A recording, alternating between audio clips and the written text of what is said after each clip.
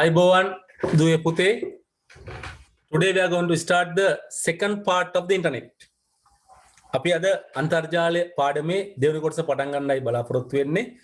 ඉතින් අපි පාඩම පටන් ගන්න ඉස්සෙල්ලා අපි පොඩ්ඩක් දැනගන්න කැමතියි පහුගිය සතියේ කතා කරපු දේවල් වල ඔයගන්ට මොනවා හරි දෙයක් තියෙනවද? සමහර විට තව ටිකක් වැඩිපුර විස්තර දැනගන්න හරි එහෙම නැත්නම් මොනවා හරි දෙයක් දැනගන්න.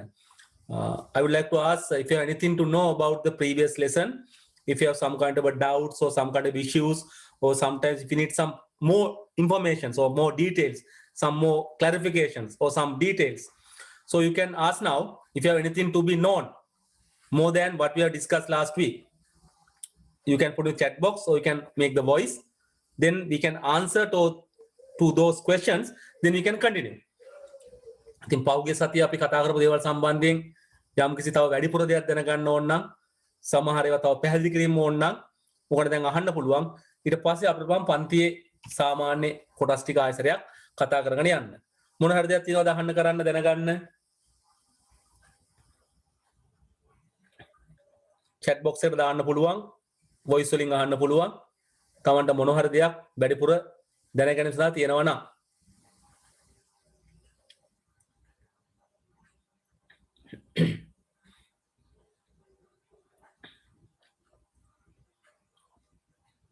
මුකුත් නැහැ වගේ නේ. රයිට්. එහෙමනම් අපි පටන් ගමු අද. මම මුලින්ම අපි පහුගිය සතියේ කතා කරපු එක පොඩ්ඩක් මතක් කරනවා ඉක්මනට. මොකද අපිට මේක මතක් කරගන්න අවශ්‍යයි. So this is something about the internet. So if you look at the internet has reduced the කෙනෙක් මයින් අහනවා සර් DNS සර්වර් එක පොඩ්ඩක් ආයෙ කියලා දෙන්න පුළුවන්ද? ඔව් අපි යන ගමන් දැන් බලමු ආයෙසරයක් තව චුට්ටක් DNS සර්වර් ගැන. ඔයගලන්ට ඒ වගේ යම් දේවල් ගැන අහන්න නම් අහන්න. අපි විශේෂ පැහැදිලි කිරීමක් කරා. නමුත් සමහර තැන්වලදී Tamanට සමහර වැඩිපුර දැනගන්න ඕන කමක් තියන අය ඉන්නවා. ඒ වගේම සමහර කරුණු අපිට එකපාරටම නොතේරෙන්න පුළුවන්. මේකද අපි දන්න තාක්ෂණයක් වුණාට අපි නිතරම පාවිච්චි කරාට මේක අභ්‍යන්තරයේ හැංගිච්ච ඒවා. නැත්නම් මේ අභ්‍යන්තර සමහර තාක්ෂණික දේවල් අපිට නොතේරී තියෙන්න පුළුවන්. Even though we use this one heavily for our day-to-day works, but some of these technical parts may be not clear to us. So if you learn this subject, this section, you should understand the inner part of this one, how this operating, the technical part of this one. That's the more important. So that's why I'm asking, let me know if you want to know something more, then we can explain. So one is asking about the DNS server. We can get some details once we come to that point. Because now I am going to summarize what we have discussed last week. මම දැන් පහුගිය සතියේ කතා කරපු ටික සාරාංශයක් වශයෙන් කතා කරගෙන යන්නයි බලාපොරොත්තු වෙන්නේ. ඒතර අපිට මේවා ආයෙ නැවත පොඩ මතක් වෙයි. Internet. If you look at internet has reduced the distance between people. අපි කතා කරන මේ අන්තර්ජාලයත් එක්ක මිනිස්සු අතර තිබිච්ච දුර අඩු වෙලා තියෙනවා. ඒ නිසා අපිට ඉතාමත් පහසුවෙන් මිනිස්සු අතර සාධන කාර්ය කරගන්න පුළුවන්කම ඇති වෙලා තියෙනවා. So it reduces the distance between people, so it improves the communication between people. ඒ නිසා මේ අන්තර්ජාලය අපි කතා කරන මූලිකම දේ තමයි අපි අන්තර්ජාලය හා සම්බන්ධ වෙන්නේ කොහොමද කියන එක. ඒක ඉතාමත් වැදගත්. දැන් පුංචි රූපසනක් පෙන්නුවා. නෝට් එකේ මේ රූපසනක් තියෙනවා. අපි දා පුරවගත්තා. අවශ්‍ය කරන කොටස් ටික. So this is how you can connect to internet. So your local computer will be connected to the local ISP. තමයි ගෙදර දෙන පරිගණකයේ සම්බන්ධ වෙනවා දේශීය අන්තර්ජාල සේවාව සපයනත් සමග. So in Sri Lanka we have so many internet service providers. අපිට අන්තර්ජාල සේවා සපයන ආයතන කිහිපයක්ම ලංකාව තුළ තියෙනවා. ඉතින් අපිට ආයතනයක් කරා අන්තර්ජාලය සම්බන්ධ වෙන්න පුළුවන්. So they will be connected to the regional ISP, then it will be connected to the internet. ඒතොරේ දේශීය අන්තර්ජාල සේවා සපයන සම්බන්ධ වෙනවා කලාපීය අන්තර්ජාල සේවා සපයනත් එක්ක, එයා සම්බන්ධ වෙනවා අන්තර්ජාලයත් එක්ක. ඉතින් මෙන්න මේ ක්‍රමයට තමයි අපිට අන්තර්ජාල සේවාව ලැබෙන්නේ. ඉතින් මෙතනදී අපි පුංචි දේවල් ටිකක් කතා කරා. So first one is about the router. මං හසුරුව නැත්නම් මාර්ගකාරකය නේ අපිට ඒ ගැන පොඩි අපි අදහසක් තියෙන්න ඕනේ. Then we talk about something about the firewall. ගිනි වැට නැත්නම් ගිනි පවර සම්බන්ධව අපිට අදහසක් තියෙන්න ඕනේ. So route is the one we are using to connect to internet. අපේ මේ සංඥා පරිවර්තන සිද්ධ කරන්නේ මේ router එකෙන්. ඊට ගිනි වැට ගිනි පවුර. එහෙම නැත්නම් සුරකම් පවර පාවිච්චි කරනවා අපේ පරිගණක පද්ධතිය අනවශ්‍ය ප්‍රවේශයෙන් ආරක්ෂා කරගන්න. So firewall is used to protect our computer system from unauthorized access. So බාහිරින් ඇති වෙන අනවශ්‍ය ප්‍රවේශය වළක්වා ගන්න අපි මේ ගිනි වැට එහෙම නැත්නම් ගිනි පවුර නැත්නම් සුරකම් පවුර පාවිච්චි කරනවා. ඉතින් අපි ඉගෙන ගත්තා ගිය සතියේ මොකද්ද අන්තර්ජාලය කියන්නේ කියලා. අපි සරලව කිව්වා අන්තර්ජාලය කියන්නේ ජාලවල එකතුවක්. Simply we said that internet is a collection of networks. It is a collection of networks. ජාලයන්ගේ ජාලයක්. ඉතින් මේක අපි දැන් දන්නවා. So මේ ජාලය තුල අපිට යම් යම් සේවා තියෙනවා. ඒ නිසා අපි ඒක ගැන පුංචි වීඩියෝ එකක් බැලුවා. ඉතින් අද වීඩියෝ එක බලන්නේ නැහැ. ඒ නිසා මේක අපි කතා කරා අන්තර්ජාලයේ ක්‍රියාත්මක මූලික ක්‍රමවේදය මොකක්ද කියලා. So if you look at internet is basically using the client server architecture model. මූලිකව අන්තර්ජාලයේ ක්‍රියාත්මක වෙන්නේ සේවාලාභී සේවාදායක පරිගණක ආකෘතිය පාවිච්චි කරලා. සේවාලාභී සේවාදායක පරිගණක ආකෘතිය හරහා තමයි අන්තර්ජාලයේ ක්‍රියාත්මක වෙන්නේ. If you look at the internet basically operate using the client server system.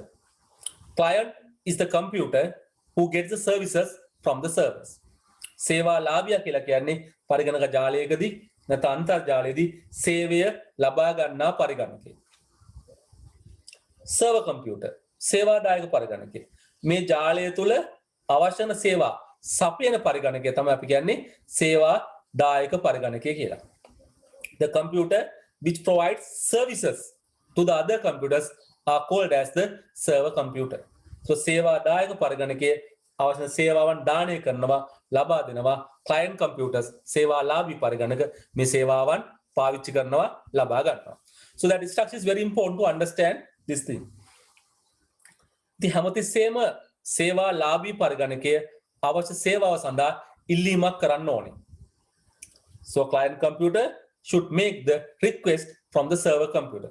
Then server computer will be responding to that request. සේවාලාභී පරිගණකයේ ඉල්ලීමක් කරාම මේ ඉල්ලීම සඳහා ප්‍රතිචාරයක් දක්වනවා සේවාදායක පරිගණකය. ඒ වගේම අපි මේ දෙක සම්බන්ධ කරගෙන කතා කරොත් අපි සේවාලාභී පරිගණකයෙන් යම් යම් දේවල් සේවාදායක පරිගණකයට යවනවා. We'll be sending something from the client computer to the server computer. සමහරට අපේ ඉල්ලීමක් වෙන්න පුළුවන්, සමහරට අපේ ෆයිල් එකක් වෙන්න පුළුවන්, සමහරට අපේ යම්කිසි තොරතුරු ටිකක් වෙන්න පුළුවන්. We are sending from the client computer to the server computer. That is normally called as uploading. සේවාලාභී පරිගණකයෙන් සේවාදායක පරිගණකයට යම් දත්ත කොටසක් යවන එක, ෆයිල් එක යවන එක අපි කියනවා උඩුගත කිරීම කියලා. ඒ වගේම අපි සේවාදායක පරිගණක වලින් අවශ්‍ය වෙන දත්ත, ගොනු, අවශ්‍ය වෙන දේවල් අපි ලබා ගන්නවා. So we are getting the things required to us from the server computer. That is called as downloading. So සේවාදායක පරිගණකයෙන් සේවාලාභී පරිගණකය වෙත මේක ගන්න එක අපි කියනවා බාගත කිරීම කියලා. That's the basic settings in this internet. මේක තමයි අන්තර්ජාලය තුල අපි දකින මූලික සැකස්ම වෙන්නේ. ඉතින් අපිට මේ ගැන අවබෝධයක් තියෙන්න ඕනේ. මෙන්න මේ ආකෘතිය තමයි අපි කියන්නේ client server architecture කියලා. නැත්නම් client server model කියලා. මේක තමයි මේ සේවාලාභී සේවාදායක ආකෘතිය කියලා කියන්නේ. ඒතර මේ ආකෘතිය හරහා තමයි අපි මේ දේවල් කරගෙන යන්නේ. නිසා අපිට හම්බුණා විවිධාකාරයේ සේවාදායක පරිගණක, සේවාලාභී පරිගණක.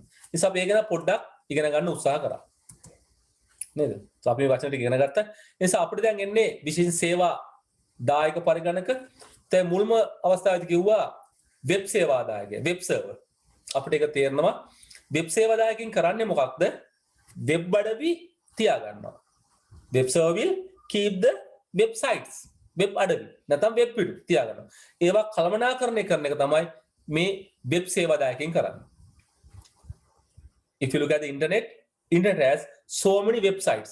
All these websites are published in some of these servers. අන්තර්ජාලය තුල වෙබ් අඩවි අතිවිශාල ප්‍රමාණයක් තියෙනවා.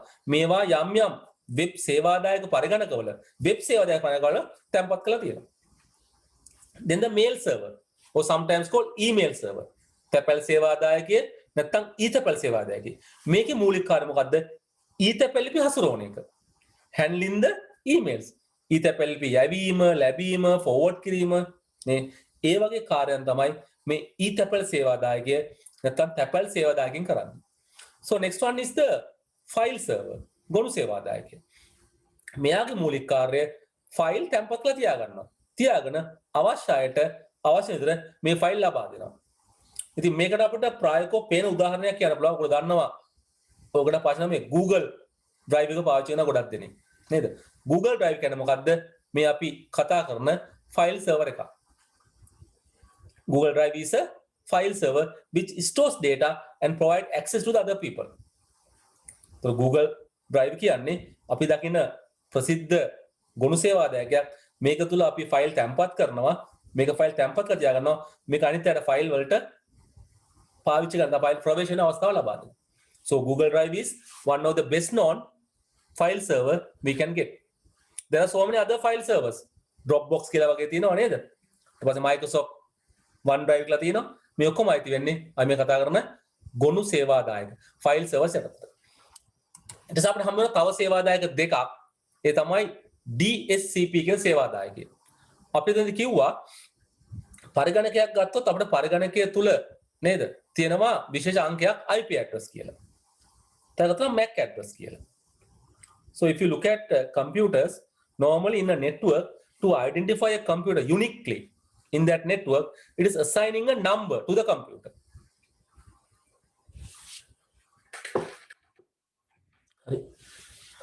ඉතින් අපි මේ කතා කරන අන්තර්ජාලය තුල පරිගණක රාශියක් තියෙනවානේ. මේ පරිගණක අනන්‍යව අඳුර ගන්න, වෙන් කළ අඳුර ගන්න ආදේශ කරන අංකයක්. මේ අංකයට අපි කියන්නේ IP address එකක් කියලා. IP ලිපිනය. ඒත් හැම පරිගණකයකටම IP එකක් ආදේශ කරනවා. මේ IP ලිපිනේ ආකාර දෙකක් තියෙනවා. So we are assigning IP address in two different ways. One is called static IP addresses. ස්ථිතික IP ලිපින. Other one called the dynamic IP address.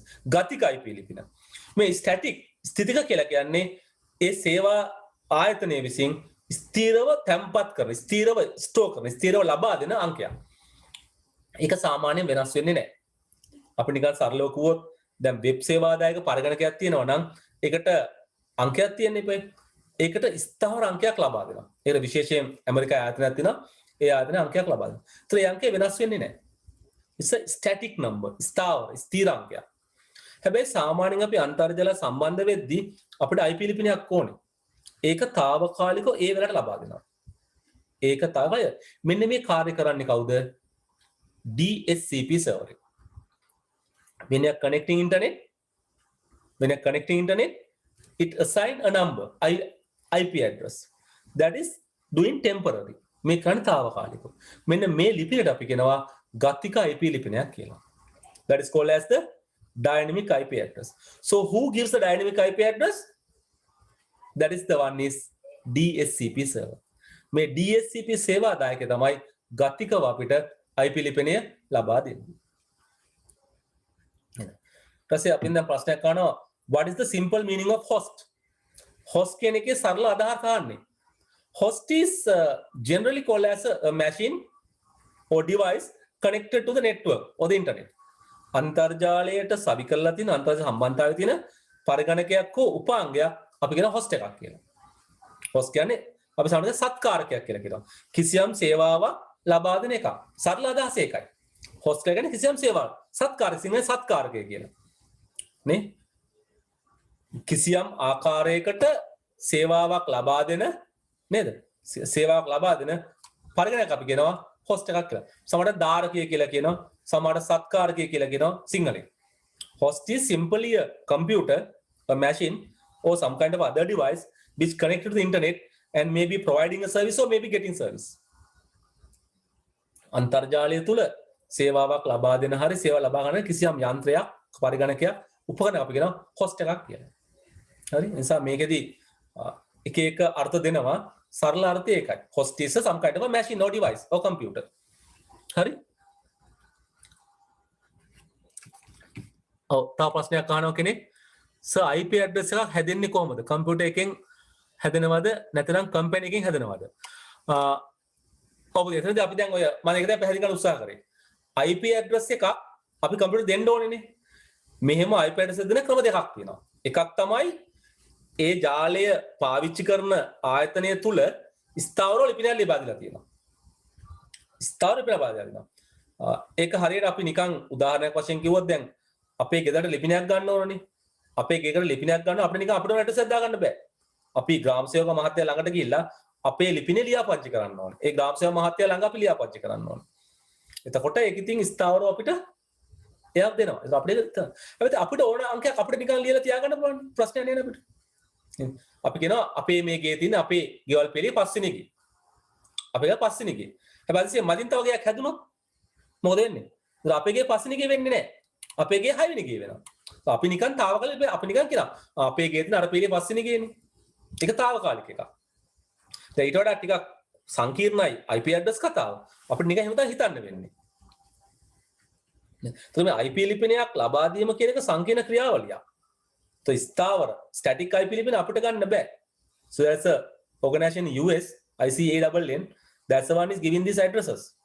නේද? ඒ ආයතනය තමයි අදාළ කරන IP ලිපින ලබා දෙන්නේ.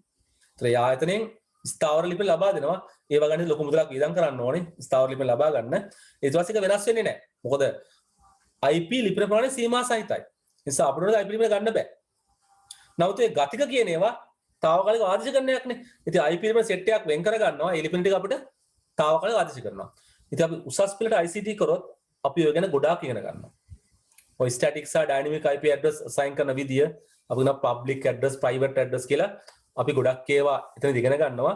ඕගොල්ලෝ සරලව තේරුම් ගන්න පරිගණකය හඳුනා ගන්න IP ලිපිනයක් තියෙනවා. මේක ලබා දෙන ක්‍රම දෙකක් තියෙනවා. ගතිකව, తాවකාලිකව දෙනවා, ස්ථිතිකව, ස්ථාවරව දෙනවා.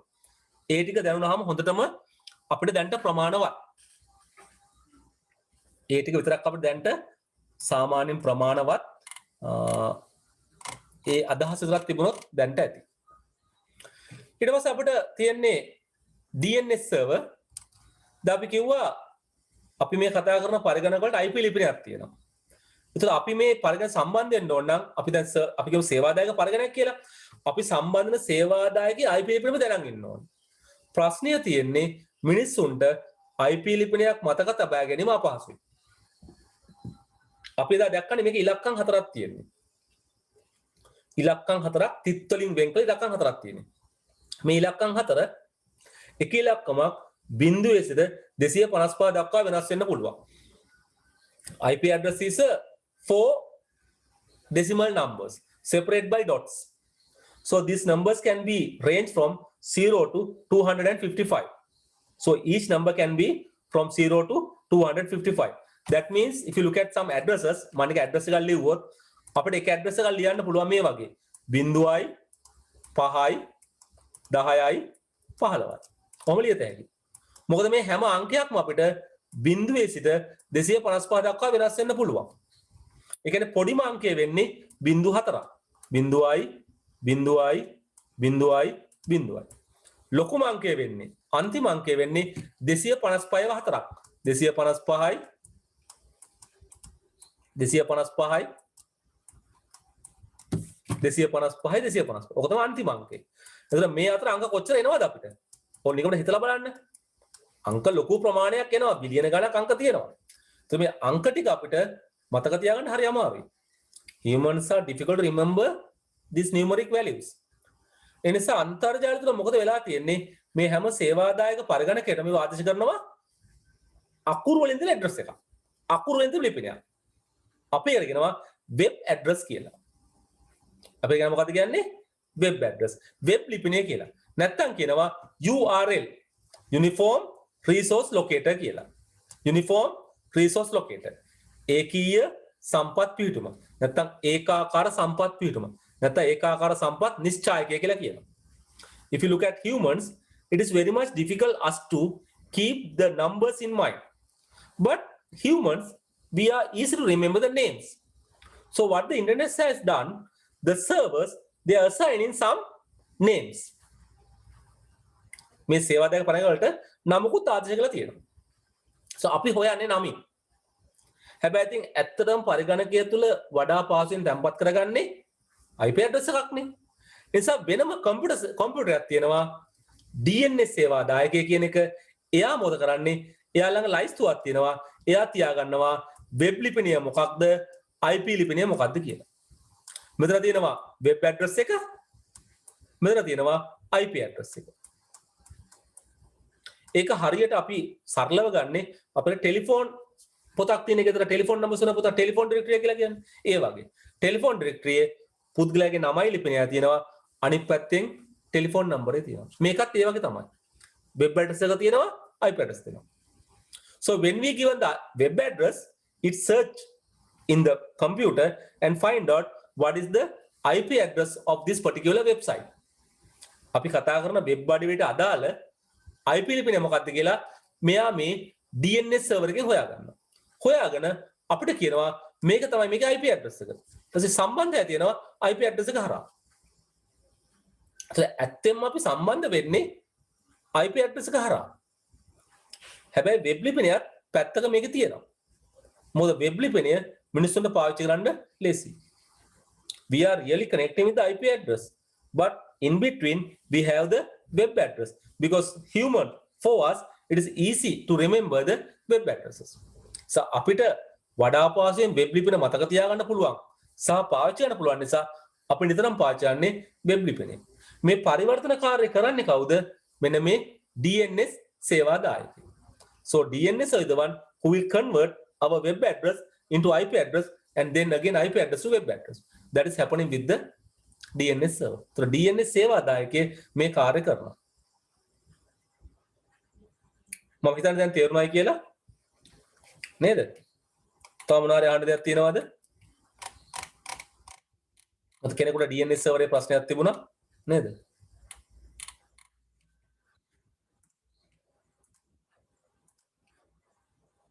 අපි ඉස්සරහට යමු. ඊට පස්සේ මේ තමයි මේ DNS server වැඩ කරන විදිය. ඉතින් මේ රූපසරණ ඉතාමත් වැදගත්. මම කිව්වා අපි නම් කරගමු කියලා. මේ කොටස නම් කරගන්න පුළුවන් නේද? අපි මුලින්ම කරන්නේ මොකද්ද?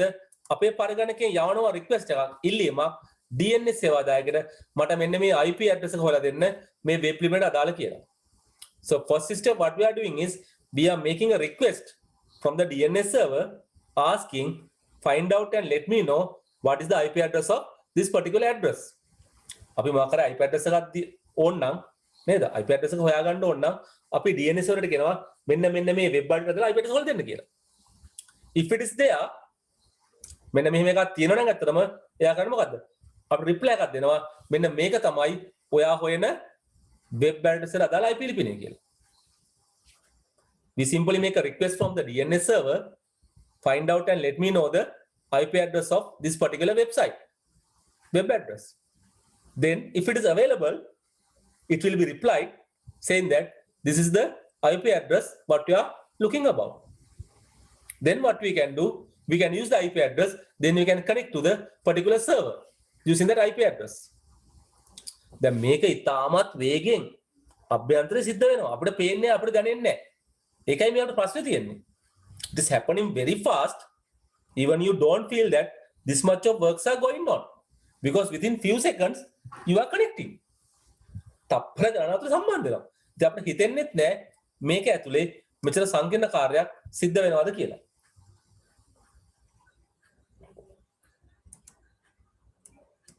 Then we can go to understand IP address. අපි කිව්වා IP address එකක් කියන්නේ පරිගණකයක් ජාලයකදී අනන්‍යව හඳුනා ගන්න පාවිච්චි කරන ලිපිනයක් නේද? මේක හැදෙන්නේ දශමයේ සංඛ්‍යා වලින් 4කින් නැත්නම් මේක ද්විමේ සංඛ්‍යාවෙන් ලියන්නත් පුළුවන්.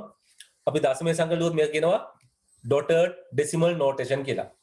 තිත් දශමය අංකණය කියලා. IP address is a unique address used to identify a computer. It's a numeric value. Normally we can write using decimal values separated by dots. If you write in decimals, that is called as dotted decimal notation. And the same time, if you look at the inside the computer, internally computer operate these are using binary numbers. පරිගණක අභ්‍යන්තරේ මේවා ක්‍රියාත්මක වෙන්නේ ද්විමේ සංඛ්‍යා පාවිච්චි කරලා. අපි දශමයේ සංඛ්‍යාවෙන් ලිව්වට internally it operate with the binary numbers. අපි මේ කතා කරන IP version 4 කියන එක ගැන. මේක තමයි මේ සංඛ්‍යා 4ක් පාවිච්චි කරන්නේ. දශමයේ සංඛ්‍යා 4ක් හෝ නේ දුවීමේ සංඛ්‍යා 4ක් වර්තමානයේ පාවිච්චි කරන IP version 6 කියන එක ඒකෙදි මීට වඩා පොඩ්ඩක් ඉස්සරහට යනවා නේද මීට වඩා පොඩ්ඩක් ඉස්සරහට යනවා ඒ නිසා I think අපි අපේ මට්ටමේ මීට වඩා ගැඹුරට මේ ගමන් කරන්නේ නැහැ අපිට ඔය ප්‍රමාණවත් ඔය ටික හැබැයි අපි A level computer science කරොත් ICT කරොත් අපි ඊට වඩා ගැඹුරට ගිහිල්ලා IP version 6 ගැනත් මේකේ මේ තව විස්තර ගැනත් අපි ඉගෙන ගන්නවා but for you this may be sufficient අපිට මේ ටික ප්‍රමාණවත් අපි ඉස්සරහට යන එක නිසා අපි එදා ඇත්තෙම පෙරලලා බැලුවා ද්විමීය සංඛ්‍යා ටිකක් දශමීය සංඛ්‍යාවට දශම සංඛ්‍යා ද්විමීය. අතරම IP address ගැන කතා කරේ අපි මේ පාඩම අර ආයතනයක් සංඛ්‍යාපාද පාඩමත් එක්ක සම්බන්ධතාවයක් තියෙන තරම්. This again has some relationship with the number system lesson.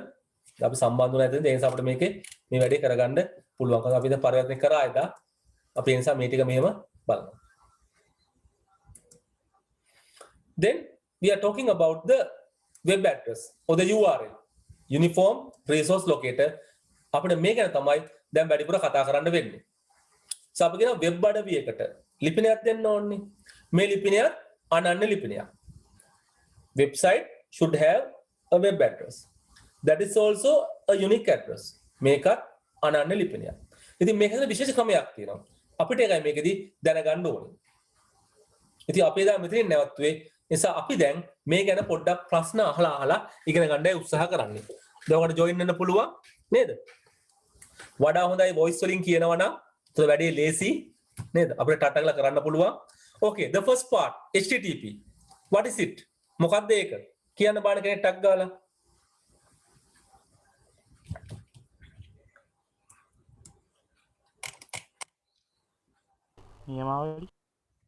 නියමාවලිය protocol.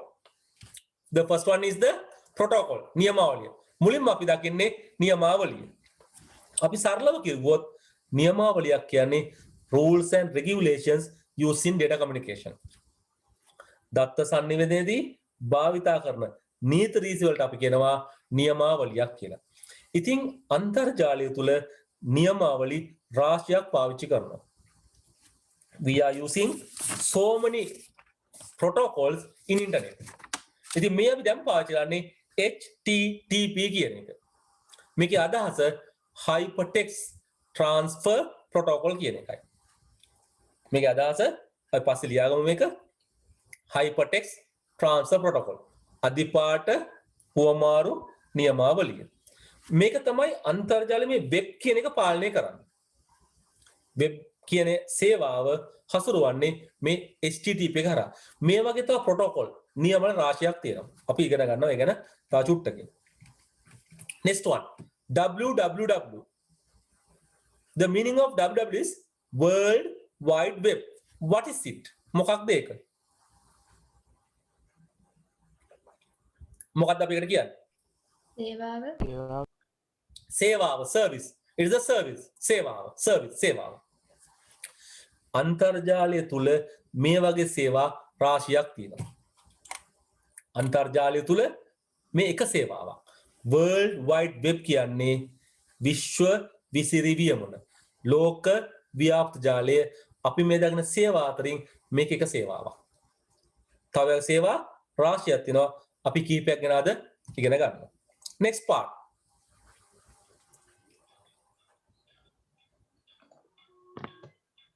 ඊළඟ කොටස ඔය කෙනෙක් දානවා අනිත් කට්ටිය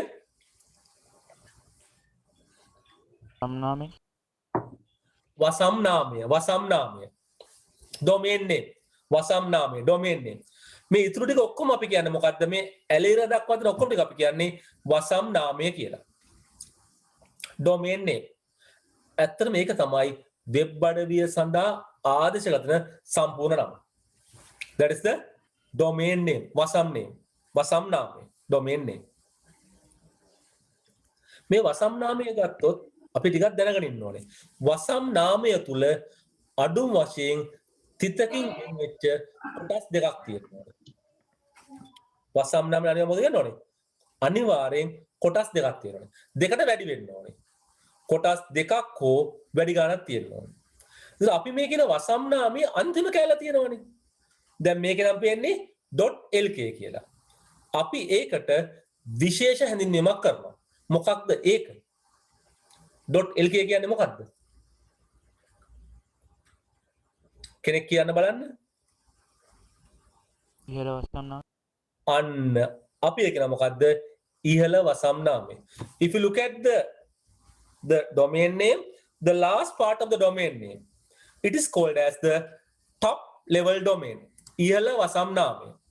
ඒතර domain name එක අන්තිම කෑල්ල අපි කියනවා ඉහළ වසම් නාමය කියලා. top level domain කියලා. ඒක සමහර විට අකුරු දෙකක් තියෙන්න පුළුවන්. ඊට වඩා වැඩි ගාණක් තියෙන්න පුළුවන්. අකුරු දෙකක් තියෙනවා නම් අපි කියනවා ඒක කිසියම් රටක් නියෝජනය කරනවායි කියලා. Top level domain can contain 2 letters or more letters. If it has only 2 letters, that will represent a country. That should be remembered. If the top level domain has 2 letters, it represents a country. ඉහළ වසම් නාමයේ අකුරු දෙකක් විතරක් නම් තියෙන්නේ අදහස ඒක යම් රටක් නියෝජනය කරනවායි කියන එකයි. අපි කියනවා country code එක කියලා. අකුරු තුනක් හරි වැඩි ගාණක් හරි තියෙනවා නම් ඒක කිසියම් සේවාවක්, කිසියම් ආයතනයක් නියෝජනය කරනවා. සේවාවක් නියෝජනය කරනවා. කිසියම් විශේෂ සේවාවක් නියෝජනය කරනවා. අපි තව චුට්ටකින් ලොකු ලිස්ට් එකක් බලමු. ඊට පස්සේ තියෙන ටික මේ ඇලේරි වලින් තියෙන ටික අපි කියනවා පෙත නැත්තම් ෆෝල්ඩර් එක කියලා. path or the folder. ගමන් මාර්ගය. path means the road, the way, how you reach. The path, the road, the way, how you reach. පෙත නැත්තම් folder. පෙත කියන්නේ පෙත යන විදිය. එසා මෙතන ඉතින් දෙකක් තුනක් හතරක් පහක් තියෙන්න පුළුවන්. එකක් නැති වෙන්නත් පුළුවන්. මේ පෙත කියන එක තියෙන්න පුළුවන්. අපි කියන වෙබ්සයිට් එකේ ආරම්භක තැනම අවශ්‍ය දේ තියෙනවා නම් තව ගමන් කරන තැනක් නැහැ. ඒතර පෙතක් නැහැ. There is no path. If the resources are at the beginning point, because a root place, then no path can be found. There is no path. So අන්තිමට අපි කරන මොකද්ද? resource එක. resource අපේ සම්පත. This can be a file. It can be some kind of a image. මොකක් හරි file එකක් තියෙන්නේ. It can be an image. It can be a video. It can be a document like PDF file. It can be a web page. එක web පිටුවක් වෙන්න පුළුවන්. So there can be some kind of resource. යම් ආකාරයක සම්පතක් තිබා අපිට පාවිච්චි කරන්න පුළුවන්. web පිටුවක් වෙන්න පුළුවන්, image එකක් වෙන්න පුළුවන්, video එකක් වෙන්න පුළුවන්, audio එකක්, sound එකක්, anything can be there. නේද? දැන් web පිටුවක් නම් web පිටුව විතර අපිට web පිටුව පෙන්නයි. PDF ෆයිල් එකක් නම් අපිට PDF ෆයිල් එකේ අන්තර්ගතය පෙන්නයි. වීඩියෝ එකක් නම් අපිට වීඩියෝ එක ප්ලේ කරයි. It has some kind of a resources. හරිද? නිසා අපිට එකෙන් වැඩක් ගන්න පුළුවන්කම තියෙනවා. ඉතින් අපි එදා මේ ටික නම් කරගත්තා.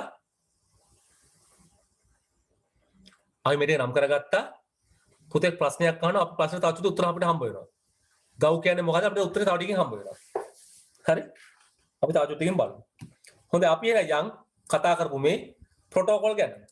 අපි සරලව කියවනේ protocol is a set of rules and guidelines used to make the communication. දත්ත සරදී පාවිච්චි කරන නීති රීති තමයි අපි මේ කියන නියමාවලිය කියලා. නේද? අපිට දත් එහෙම යන කිසිම මොකක් හරි සම්ප්‍රදායක් ඇති කරන්න එපා. සම්මතයක්, ක්‍රමවේදයක්. ඒක තමයි මේ කියන නියමාවලිය කියන අදහස. අයිපාචන නීති රීති මොනවද කියලා. දත්ත යවන්නේ කොහොමද? දත්ත ලැබෙන්නේ. මේ සඳහා විවිධාකාර නියමාවලි තියෙනවා. අපි ඒ නිසා පොඩ්ඩක් එවන ලියාගමු. මුලින්ම අපිට හම්බ වෙන්නේ TCP IP කියන නියමාවලිය. අපි පොඩ්ඩක් මේක ලියා ගන්න ඕනේ ඉස්සලා අහගෙන පස්සේ ලියාගමු. TCP IP කියන්නේ මොකද්ද? Transmission Control Protocol Internet Protocol කියන අර්ථය. මම රතු පාටින් දැන් මේ ටික සිංහල මාධ්‍ය කට්ටිය කරුණාකරලා ඉංග්‍රීසි අර්ථ වචනේ ලියා ගන්න. රතු පාටින් තියෙන්නේ. ඒ ටික සිංහල මාධ්‍ය කට්ටිය තනියම ලියා ගන්න තා චුට්ටකින්. So what is TCP IP means? Transmission Control Protocol Internet Protocol. Sinhala මාධ්‍ය කට්ටිය හැමතිස්සෙම පුළුවන් තරමක් තාක්ෂණික වචන ටික ඉංග්‍රීසියෙන් ලියා ගන්න. ඒක අපිට අනාගතේ ලොකු උදව්වක් වෙයි. TCP/IP කියන්නේ මොකද්ද? සම්ප්‍රේෂණ පාලන නියමාවලිය, අන්තර්ජාල නියමාවලිය.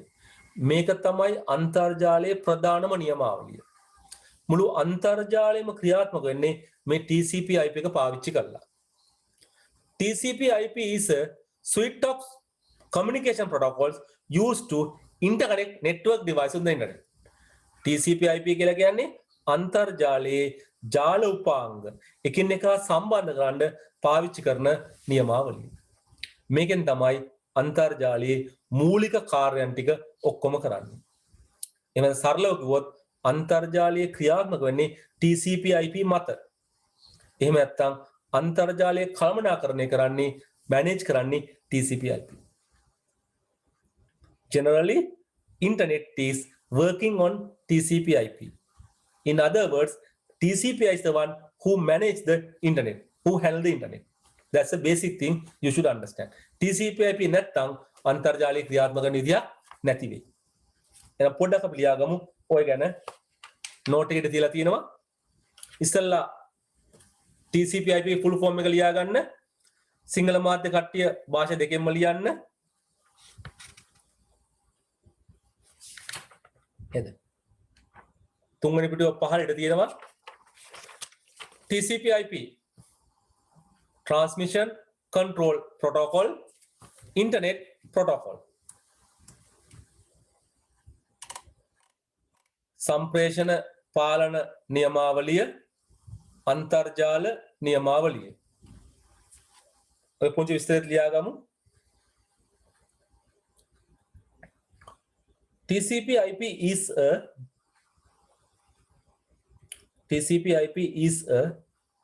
suite of communication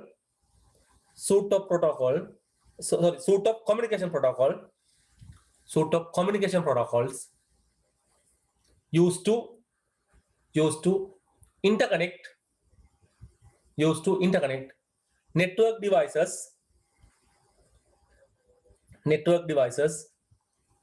on the internet.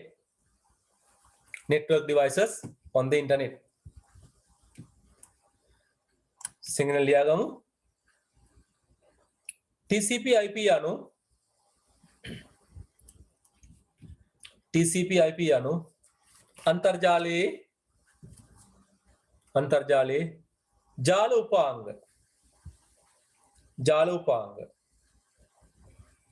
අන්තර් සම්බන්ධ කිරීම සඳහා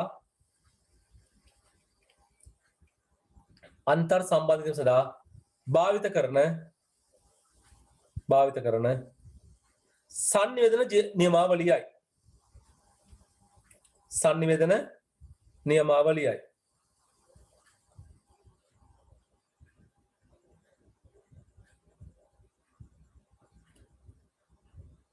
අපි ඉස්සරහට යමු නේද? අපි කියන්නේ world wide web කියලා නැත්නම් විශ්ව විසිර වියමන කියලා. අන්තර්ජාලයේ ලොකුම කොටස වෙන්නේ මේ වෙබ් සේවාව කියන එකයි.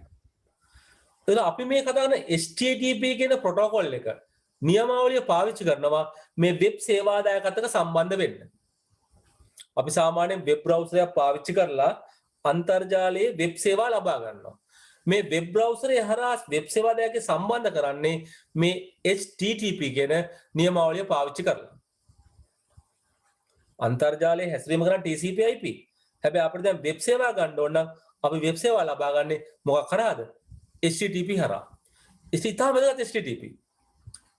HTTP කියන්නේ මොකද්ද? Hypertext Transfer Protocol. Hypertext Transfer Protocol handles the communication between the web server and the web browser. Web සේවාදායකයක් සහ වෙබ් අතරික්ෂුව අතර සම්බන්ධ කරන්නේ කවුද? මේ කතා කරන HTTP. ඒ නිසා අපි මොනවා හරි වෙබ් පිටුවක් බලනවා කියන්නේ ඒ කියන්නේ HTTP හරහා. මේකට චුට්ටක් ඉස්සරහට යන්න අපි. ඊළඟ වචනේ HTTPS Hypertext Transfer Protocol. අද වෙනකොට වර්තමාන වෙනකොට ගොඩක් අය අපි අන්තර්ජාලය හරහා විවිධාකාර ගනුදෙනු කරනවානේ. අපි මුදල් ගෙවීම කරනවා. නේද? money transfer කරනවා. මේ ගොඩක් ඒවා තියෙනවානේ. ඒතර මේ වගේ තැන්වලදී අපිට දත්තවල ආරක්ෂාව වැදගත්. In this point, the security of the information is very important. දත්තවල ආරක්ෂාව. උදාහරණයක් වශයෙන් අපි බැංකු කාඩ් පතේ අංකය දෙනවනේ. ගනුදෙනුවක් කරද්දී ක්‍රෙඩිට් කාඩ් නම්බරේ දෙනවනේ. එතකොට මේ ක්‍රෙඩිට් කාඩ් නම්බරේ මගින් කෙනෙක් හොරාගත්තොත් මොකද වෙන්නේ? එයාට මේ ක්‍රෙඩිට් කාඩ් නම්බරේ පාවිච්චි කරලා ගනුදෙනු කරන්න පුළුවන් අපිට පාඩුවක් සිද්ධ වෙනවා. අපේ නේද? පාඩුවක් සිද්ධ වෙනවනේ. If you look at the internet nowadays, lot of people are doing transaction through internet using the web browser. If you think about making some online payments, you are going to buy some items online, you have to pay some payments online. You are paying lot of online payments. You use the credit card or debit card. Think that if someone can steal your credit card number, what will happen? He can use the credit card number to make the transaction. Then you are losing. So we have a secure protocol. If you are doing some transaction, you use the hypertext transfer protocol, secured one. ආරක්ෂිත අධිපාට හුමානිමලේ මේකෙන් ගනුදෙනු කරද්දී මේ දත්ත යන්නේ අපි කියනවා encrypted mode එකේ. දත්ත ටික යන්නේ සංකේතනය කරලා. Your data will be transmitted in an encrypted way. තමන්ගේ දත්ත ගමන් කරන්නේ මොනවා වෙලාද? සංකේතනය කළා. නැත්නම් කියනවා গুপ্ত කේතනය කළා. গুপ্ත කේතනය කියලා. මොකද්ද গুপ্ත කේතනය කියන්නේ? මේ දත්ත ටික හරවනවා තමන්ට ආවෙනික ක්‍රමයකට අනිත් අයට අඳුර ගන්න බැරි විදිහට. You are encrypting data. මේ දත්ත ටික තමන් හරවනවා මගින් හොරාගත්තට තේරුම් ගන්න බැරි විදිහට. අපි මේකට කියනවා encryption කියලා. গুপ্ত කේතනය කියලා. එතන මේ දත්ත මගින් හොරාගත්තට ඒක අඳුර ගන්න බෑ.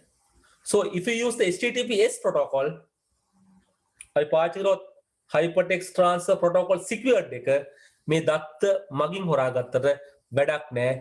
ඒවා මොනවද කියලා ඒගොල්ලන්ට අඳුර ගන්න බෑ. Then your data is protected. තමන්ගේ දත්ත ටික ආරක්ෂිතයි.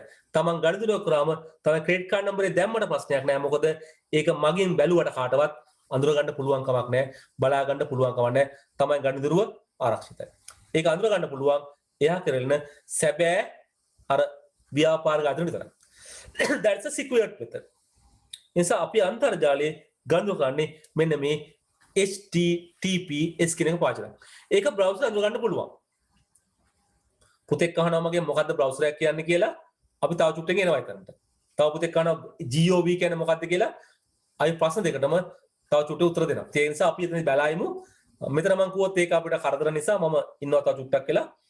අපිට ඔයගොල්ලෝ ඒ වගේ ප්‍රශ්න අහන්න කිසි ප්‍රශ්නයක් නැහැ. ඔයගොල්ලෝ අතන ප්‍රශ්නේ අහන්න.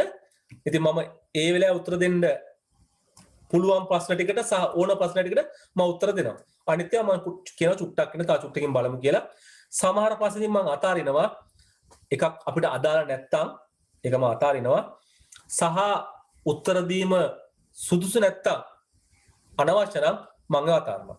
But all other questions I'll be answer. අනිත් ප්‍රශ්න ඔක්කොම උත්තර දෙනවා. නිසා කිසිම ගැටලුවක් නැහැ. Tamanට තියෙන ප්‍රශ්නේ අහන්න. එතකොට අපිට සමහරට ඒ වෙලාවෙම උත්තරය ගන්න පුළුවන්. නැත්තම් lesson එක මැද්දේ උත්තර ගන්න පුළුවන්. නැත්තම් lesson එක අවසන් උත්තර ගන්න පුළුවන්. I'll be answered all the question what is relevant. අදාළ ප්‍රශ්න ඔක්කොම මම උත්තර එක කිසිම ගැටලුවක් අපිට ප්‍රශ්නයක් නැහැ. දෙන්නෙක් කන එකක් කෙනෙක් කනවා GOV කියන්නේ මොකද්ද? තව කෙනෙක් web browser අපිට මේ ප්‍රශ්න දෙන්න උත්තර තව චුට්ටකින් හම්බ වෙනවා. right අපි නම් මේ ටික ලියාගමුද පොඩ්ඩක්? නෝට් එකේ ඉඳ තියෙනවා. අපි මේක ලියාගමු.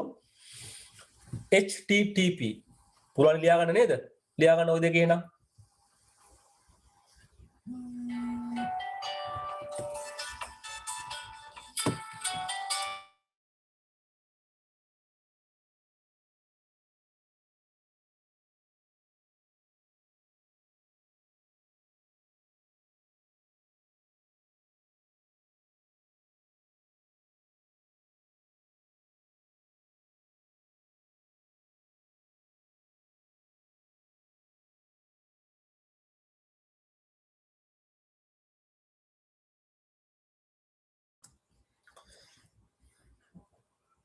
මේ දෙක ලියාගමු නේද? මම ස්ක්‍රීන් එක පේනවයි කියලා. Hypertext transfer protocol handles the communication between a web server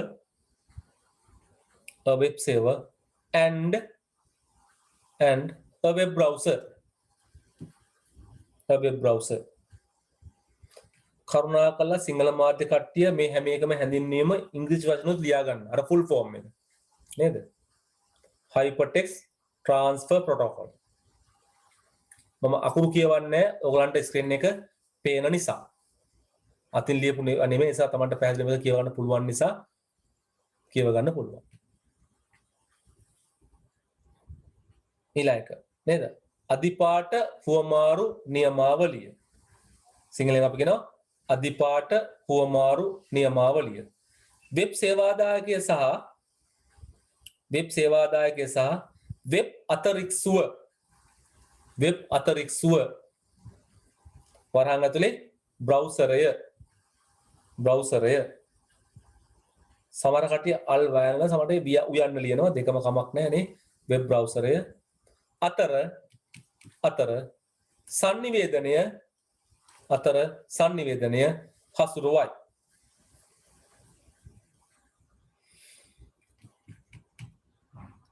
අපේ ඊළඟ වචනයට HTTPS නේ HTTPS Hypertext Transfer Protocol Secured. Hypertext Transfer Protocol Secured.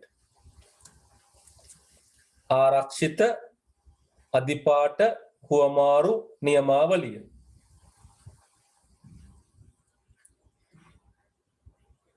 ආරක්ෂිත අදිපාට හුවමාරු නියමාවලිය. පුංචි වගේ ඉංග්‍රීසියෙන් ලියාගමු. handles secure communication between a web browser between a web server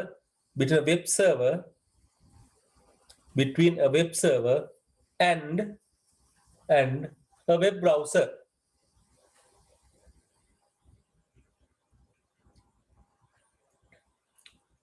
Sinhala ලියාගමු. වෙබ් සේවාදායකය සහ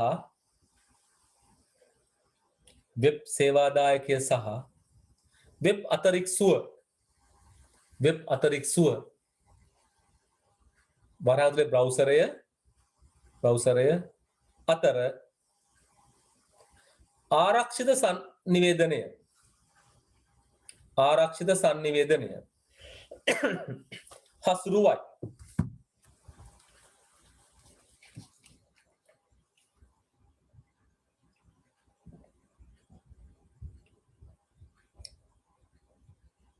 අපි ඉස්සරහට යන්න එහෙමනම් ඊළඟ වචනේ අපිට හම්බ වෙන්නේ FTP කියන එක.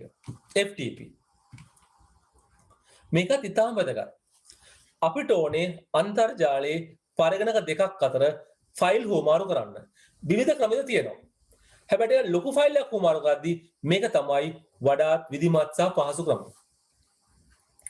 Think that you want to transfer files between two computers in internet. There are so many methods to transfer files, but this is the most easiest and methodical way to transfer file between two computers in the internet. මේක අපි සරලව කිව්වොත් ඔයගොල්ලෝ computer file එකක් දාන්නේ පෙන් drive එකට. ඒ වගේ අපි අන්තර්ජාලය කරා මොකද්ද? මගේ කම්පියුටර් ෆයිල් එකක් ඈත එකකට දානවා. නැත්නම් ඈත කම්පියුටර් ෆයිල් එකක් මගේ කම්පියුටර් ලබා ගන්නවා. ඉතින් මේක හසුරුවන තියෙන සරලම පහසුම තමයි මේ කතා කරන ෆයිල් ට්‍රාන්ස්ෆර් ප්‍රොටෝකෝල් කියන නියමාවලිය හරහා. FTP. If this is especially useful when you are transferring bigger size files. විශාල ප්‍රමාණයක ගොනු හුවමාරු කරද්දී මේක වඩාත් සාර්ථක ක්‍රමයක්. දැන් පුංචි වාක්‍යයක් ලියාගමු අපි FTP ගැන. File Transfer Protocol. File Transfer Protocol.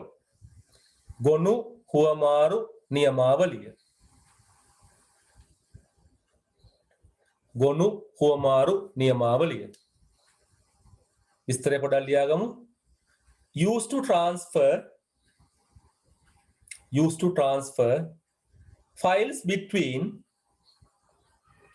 to transfer files between computers in internet.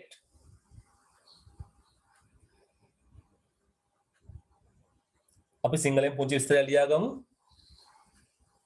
අන්තර්ජාලයේදී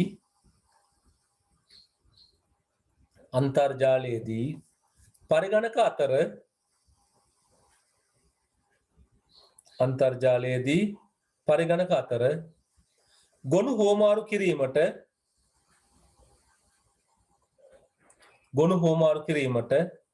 භාවිත කරයි.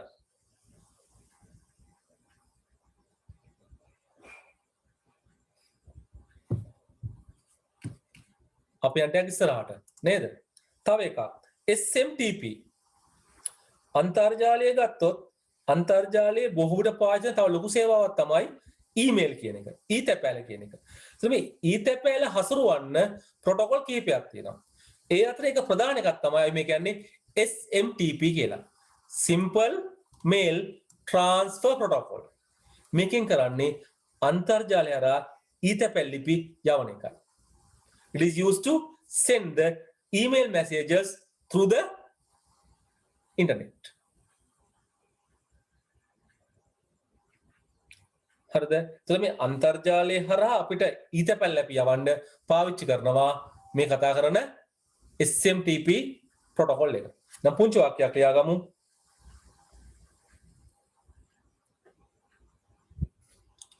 SMTP Simple Mail Transfer Protocol. Simple Mail Transfer Protocol. Used to send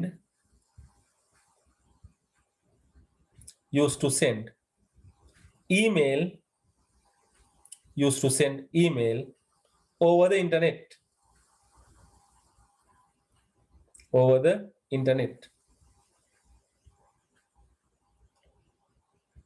අපි සිංහලෙන් ලියාගමු. සරල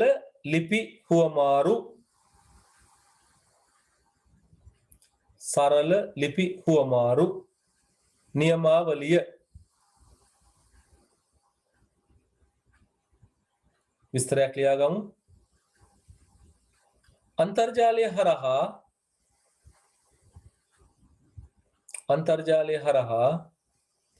ඊතැපැල් ලිපි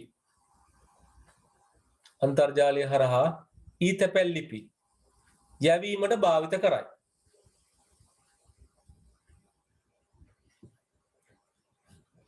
අන්තර්ජාලය හරහා ඊතැපැල් ලිපි යැවීමට භාවිත කරයි.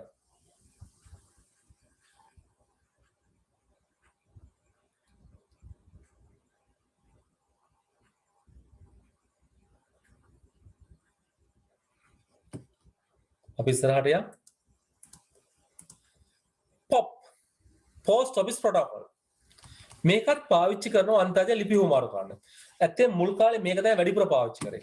හැබැයි අද වෙනකොට මේකේ භාවිතය අඩුයි. අද අපි ගොඩක් කතා කරන ඔය SMTP කියන එක. මොකද ඉස්සර අපි ඊතැපැල් ලිපි කතා කරොත් අපිට ඊතැපැල් ලිපි පාවිච්චි කරන්න වෙනම පුංචි ප්‍රෝග්‍රෑම් තිබ්බා. Eudora කියලා, Pegasus කියලා, CC Mail කියලා. දැන්ටත් ඔයගොල්ලෝ දකිනවා Microsoft Outlook කියලා. ඒවා හරහා තමයි අපි ඊතැපැල් ලිපි ගත්තේ. එතනදී මේ ක්‍රමවේදය පොඩ්ඩක් වෙනස්. ඉස්සර අපි කරේ මොකද්ද? ඊතැපැල් සේවාදායකයෙකු තිබිච්ච ඊතැපැල් ලිපිය අපි කෙලින්ම අපේ කම්පියුටර් ඩවුන්ලෝඩ් කරගත්තා. Earlier basically we used the POP protocol to download email from email server to your computer. We simply downloaded them to your computer. Normally it will be deleted from the server computer. සාමාන්‍යයෙන් අපි අපේ කම්පියුටරේට ඊතැපැල් download කරනවා සේවාදායක පරිගණක මැකලා යනවා. අද එහෙම කරන්නේ නැහැ. Today we are doing a different way. We don't download them to our computer. We simply watch on the screen, but those are still on the server computer. අපි අද ඒවා අපේ කම්පියුටරේට ඩවුන්ලෝඩ් කරගන්නේ නැහැ. අපේ කම්පියුටරේ සේව් කරගන්නේ නැහැ. ඒවා සේවාදායක පරිගණක තියෙනවා. අපි තිරේව බලන එක විතරයි කරන්නේ. ඕනේවා තියා ගන්නවා, ඕන නැතිව මකල් දානවා. But all those are available on that server. ඒවා අර සේවාදායකේ ඊතැපැල් සේවාදායකේ රඳා පවතිනවා. ඒ නිසා මේ ක්‍රමය අද පාවිච්චි ටිකක් විතර අඩුවක් තියෙනවා. POP is not mostly popular now, but you should know the concepts. It is the one of the standardized method used for delivering email messages. ඉතිපි බෙදහැරීමේ එක සරල ප්‍රමිතිගත ක්‍රම තමයි මේක. එහෙනම් පුංචි වාක්‍යයක් ලියාගමු POP ගැන. POP. Post Office Protocol. Post Office Protocol. POP is a simple standardized method of delivering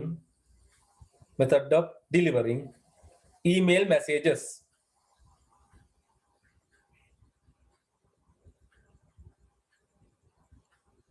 Sinhala ලියාගමු. තැපැල් කාර්යාල නියමාවලිය.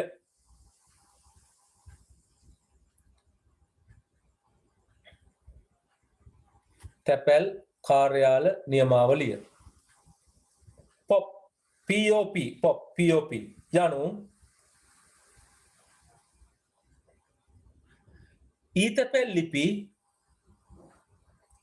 ලිපි බෙදා හැරීමේ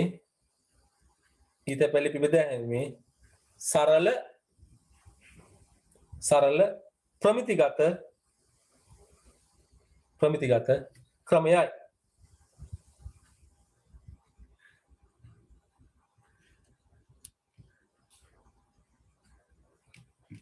අපියන් තව ඉහරනේ මෙන්න මේක ඇල බලන්නකෝ IMAP. මේකෙන් තමයි අපි ඔය ඊමේල් සර්වර් එක දෙන ඊතැපැල් ලිපි බලන්න ඇක්සස් කරන්නේ. මෙතනදී අපි අපේ කම්පියුටර් ඩවුන්ලෝඩ් කරන්නේ නැහැ. We don't download them, but we read them, we look at them. Without downloading into a computer, you can read, you can see the email messages using this IMAP system, IMAP protocol. අපිට පුංචි වාක්‍යයක් ලියාගමු IMAP ගැන. Internet Message Access Protocol.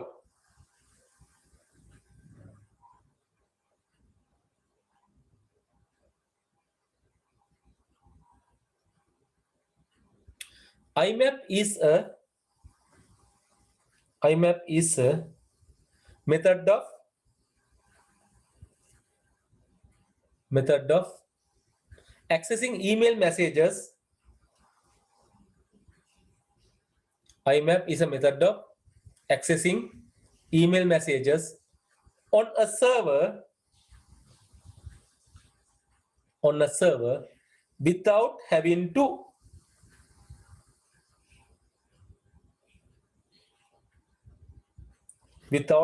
to download them to the hard disk.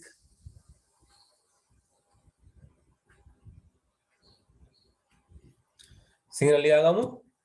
අන්තර්ජාල පණිවිඩ ප්‍රවේශ නියමාවලිය.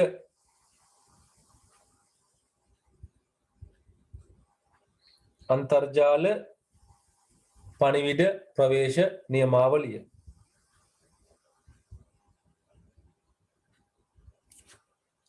IMAP යනු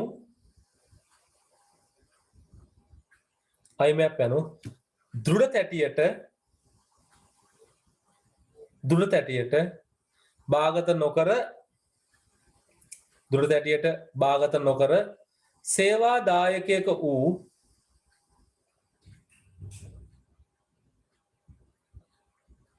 IMAP යනු දෘঢ় තැටියට භාගත නොකර සේවාදායකයෙක වූ ඊතැපැල් ලිපි වෙත ප්‍රවේශ වීමේ ක්‍රමයයි.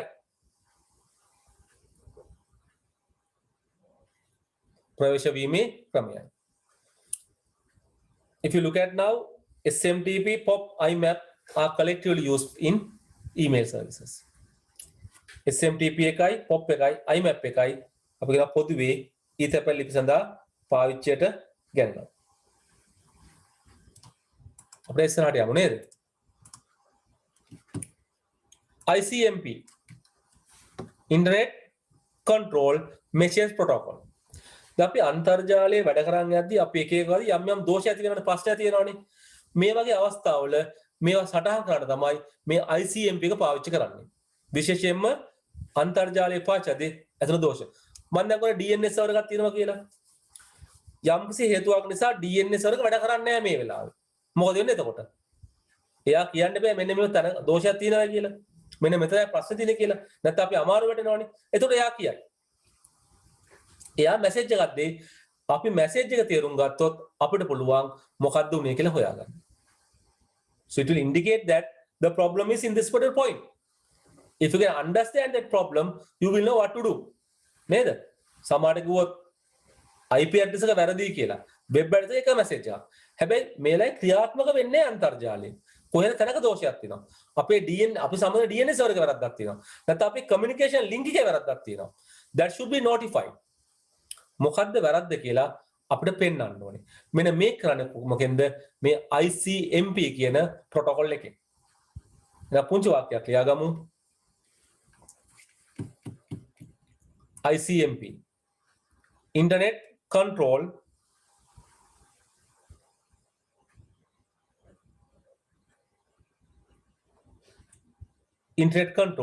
Message Protocol. පොඩි වාක්‍යයක් ලියාගමු. Used to diagnose network communication issues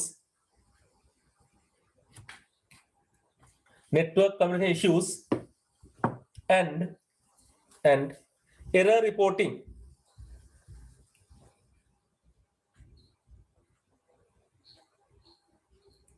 අපි සිංහල ලියාගමු පුංචි වාක්‍යයක් නේද? මොකද ICMP කියලා කියන්නේ? අන්තර්ජාල පාලන පණිවිඩ නියමාවලිය.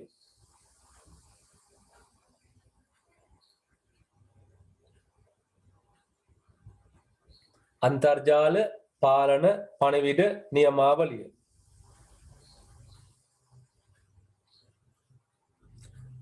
ජාල සංනිවේදන ගැටලු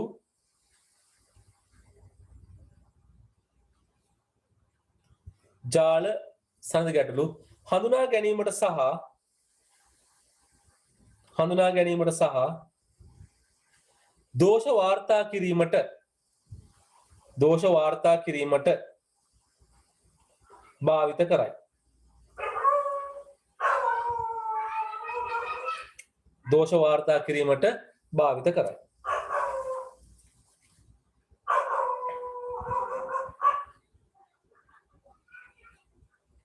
හොඳයි අපි ඉස්සරහට යා. අපිට දැන් ලේසි.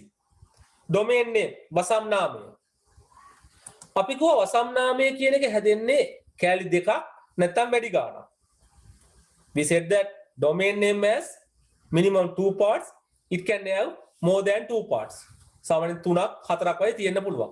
So each of these parts will be separated by a dot. මේ හැම කොටසක්ම වෙන් කරනවා පුංචි තිතකින්. නේද? ඒක අපි කිව්වා මේකේ අන්තිම කෑල්ල කියනවා මොකද්ද? TLD top level domain කියලා. If you look at the domain name, it may have 2 or more parts. Domain name එක කොටස් දෙකක් හරි ඊට වඩා වැඩි ගාණක් හරි තියෙන්න පුළුවන්. මේකේ අන්තිම කෑල්ලට අපි කිව්වා top level domain. ඉහළ වසම් නාමය කියලා. මොකක්ද මේක? මෙන්න මේක තීරණය කරනවා අපේ වෙබ් අඩවියේ මොකක්ද අයිතිවාසිකම කියලා. නේද? මේක ඇත්තම කියන්නේ වෙබ් අඩවියේ අයිති කාණ්ඩය. ද කැටගරි එක කියනවා මොකක්ද කියලා. කැටගරි එක. මේක අකුරු දෙකක් තියෙනවා නම් ඒක කියන්නේ මේක කිසියම් රටක් නියෝජනය කරනවායි කියලා. top level domain එක අකුරු දෙකක් නම් තියෙන්නේ. It says it represents a country. If it has 3 or more, it is something else. නිසා අපිට පුළුවන් TLD එක බලලා තේරුම් ගන්න මේක රටක් නියෝජනය කරන එකක්ද නැත්නම් කිසියම් සේවාවක් ආයතනයක් නියෝජනය කරන එකක්ද කියලා. මේ තියෙන්නේ විවිධ සේවා නියෝජනය කරන top level domain කිහිපයක්. නැත්නම් ආයතන. අපි පුරවම් බලන්න. ඕල ගොඩක් ඒවා දන්නවා. වාණිජ ආයතන වලට මොකද ලැබෙන top level domain එක? කියමු බලන්න. .com නැත්නම් .com නෝට් එකේ තියෙනවා පුරව ගන්න එන්නේ මොකද්ද com කියන එක educational institutes education .edu dot edu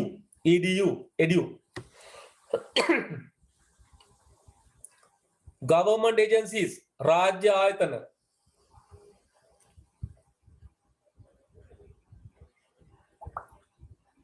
.gov gov දැන් පුතේ ප්‍රශ්නයක් අහුව කෙනෙක් මොකද්ද gov කියන්නේ කියලා නේ එහෙනම් gov කියන්නේ මොකද්ද රාජ්‍ය ආයතන වලට ලැබෙන TLD එක තමයි gov කියන එක දැන් අපි ඉස්සරහට gov.lk තිබ්බනේ ඒක රාජ්‍ය ආයතනයක් ලංකාව තුල තියෙන ඒකේ අදහස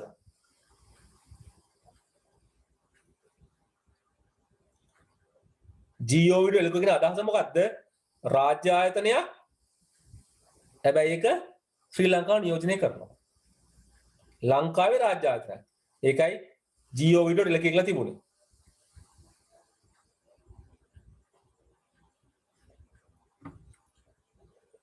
networking organization ජාලකරණ ආයතන මොකද්ද TLD එක .net net net කියන එක non profit organization ලාභ නොලබන සංවිධාන නැත්නම් ආයතන මොකද වැටෙන්නේ org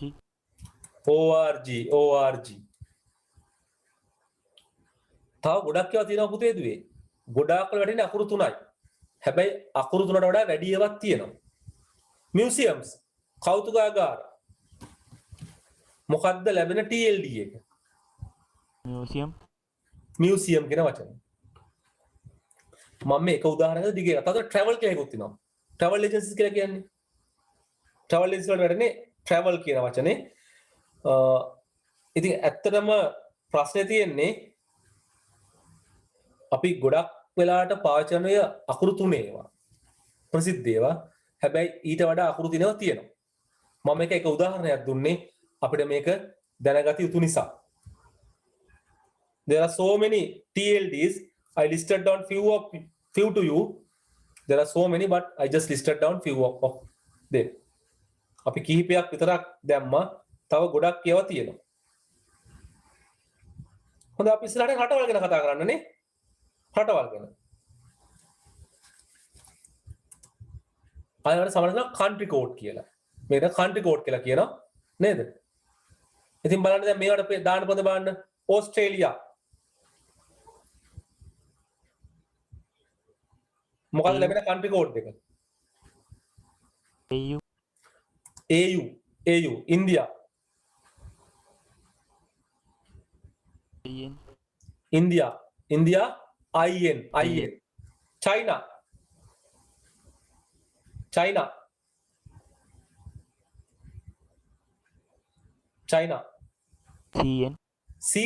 CN එසා මේකේ අකුරු වදින පිටියේ මේ එහෙම සම්මතයක් නැහැ CN තමයි China ස්විට්සර්ලන්තය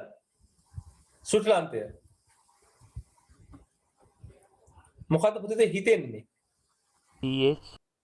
CH චෙකෝස්ලෝවාකියාව අදහසින් එන්නේ එක ස්විට්සර්ලන්ත ඒකයි වෙනස France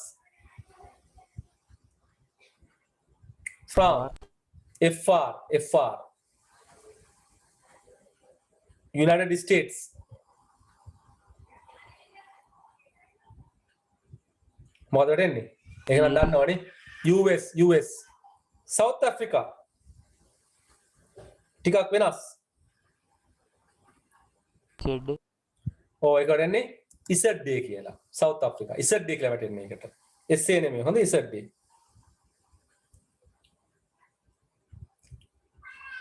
United Kingdom UK Japan JP අනිත් ඒවාත් සම්බන්ධ වෙන්න ඕනේ එක්ක දෙනෙක් උත්තර දීලා හරියන්නේ නැහැ නේද අපි ගොඩක් දෙනෙක් ඉන්නවා all people can contribute Germany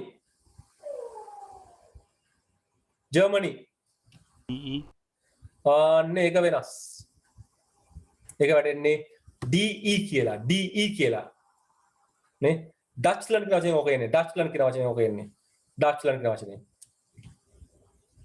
Canada. ඒක නම් ප්‍රශ්නයක් නෑ CA නේ. ශ්‍රී ලංකා. නේද? ලෝකෙන් උතුරු රටනේ LK කියලා වැටෙනවා. පේනවනේ? අපිට දැන් මේ ටික පැහැදිලි. මම උදාහරණ කිහිපයක් දෙන්න අපිට තේරුම් ගන්න. there are so many things. ඔයගේ ගොඩාක් හැම රටකටම කන්ට්‍රි කෝඩ් එකක් තියෙනවා. ගොඩාක් නම් මම ওই කිහිපයක් දුන්නේ. තව ගොඩක් තියෙනවා.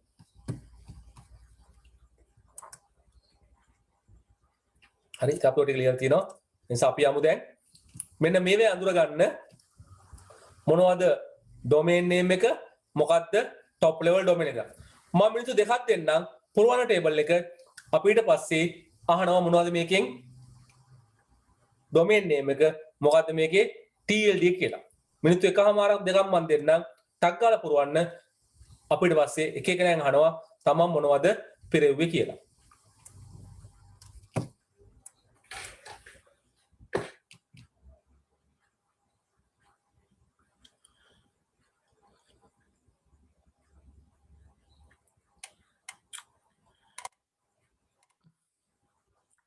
කෙනෙක් මයන් අහනවා GOV එකේ V කියන්නේ මොකක්ද කියලා. පොතේ GOV කියන්නේ government කියන එකයි. රාජ්‍ය කියන වචනේ. government. V කියන එකට වෙනම අර්ථයක් නැහැ. මොකද GO කියන්නේ අකුරු තුනක එකක්. ඒක අකුරු තුනක extension එකක්. අකුරු තුනක TLD කැල්ලක්. ඒකෙන් අදහස් කරන්නේ government කියන එකයි. රාජ්‍ය කියන එකයි. කෙනෙක් අහනවා මේවා විභාගෙදී අහනවද කියලා. අනිවාර්යෙන් මේවායෙන් යම් යම් කොටස් විභාගෙදී අහනවා. අපි මේ උගන්වන්නේ විභාගෙ ටාගට් කරලා දැනුම සහ විභාගෙ දෙකම එකතු කරලා. මේ සමහර ඒවා අච්චු පොතේ නෑ. මම අච්චු පොතේ නැති වැදගත් කොටස් ඔක්කොම එකතු කරලා තියෙනවා. ඕගොල්ලෝ ගිහලා බැලුවොත් 2019 2018 ප්‍රශ්න පත්‍ර O level මේ ප්‍රශ්න අඳුර ගන්න පුළුවන්. 2019 ප්‍රශ්න පත්‍රයේ ප්‍රොටෝකෝල් ගැන අහලා තියෙනවා. 2017 ප්‍රශ්න පත්‍රයේ මේ ඩොමේන් නේම් ගැන අහලා තිනවා. ඒ නිසා මේ ඔක්කොම විභාගෙදී අහන දේවල් තියෙන්නේ. එක විභාග ඔක්කොම අහන්නේ නැහැ. මොකද මුළු පාඩම විභාගෙදී අහන්න බෑනේ. හැබැයි මේකෙන් තෝරාගත්ත කොටසක් සම්බන්ධයෙන් අනිවාර්යෙන් ප්‍රශ්න අහනවා. අන්තර්ජාල පාඩමෙන් ලකුණු 4ත් 6ත් අතර ගාණක් හැම අවුරුද්දකම අඩුම තිබිලා තියෙනවා. අඩුම 4ක් තිබිලා තියෙනවා. මේක 8ක් දක්වා ගිය අවස්ථා තියෙනවා. ඒ නිසා ලකුණු 4ක් අනිවාර්යෙන් කොහොම හරි තිබිලාම තියෙනවා ප්‍රශ්නවලින්. අපි පාස් පේපර්ස් කතා කරනකොට හම්බ වෙයි. එතකොට අපිට ඔක බලන්න හොඳට පුළුවන්.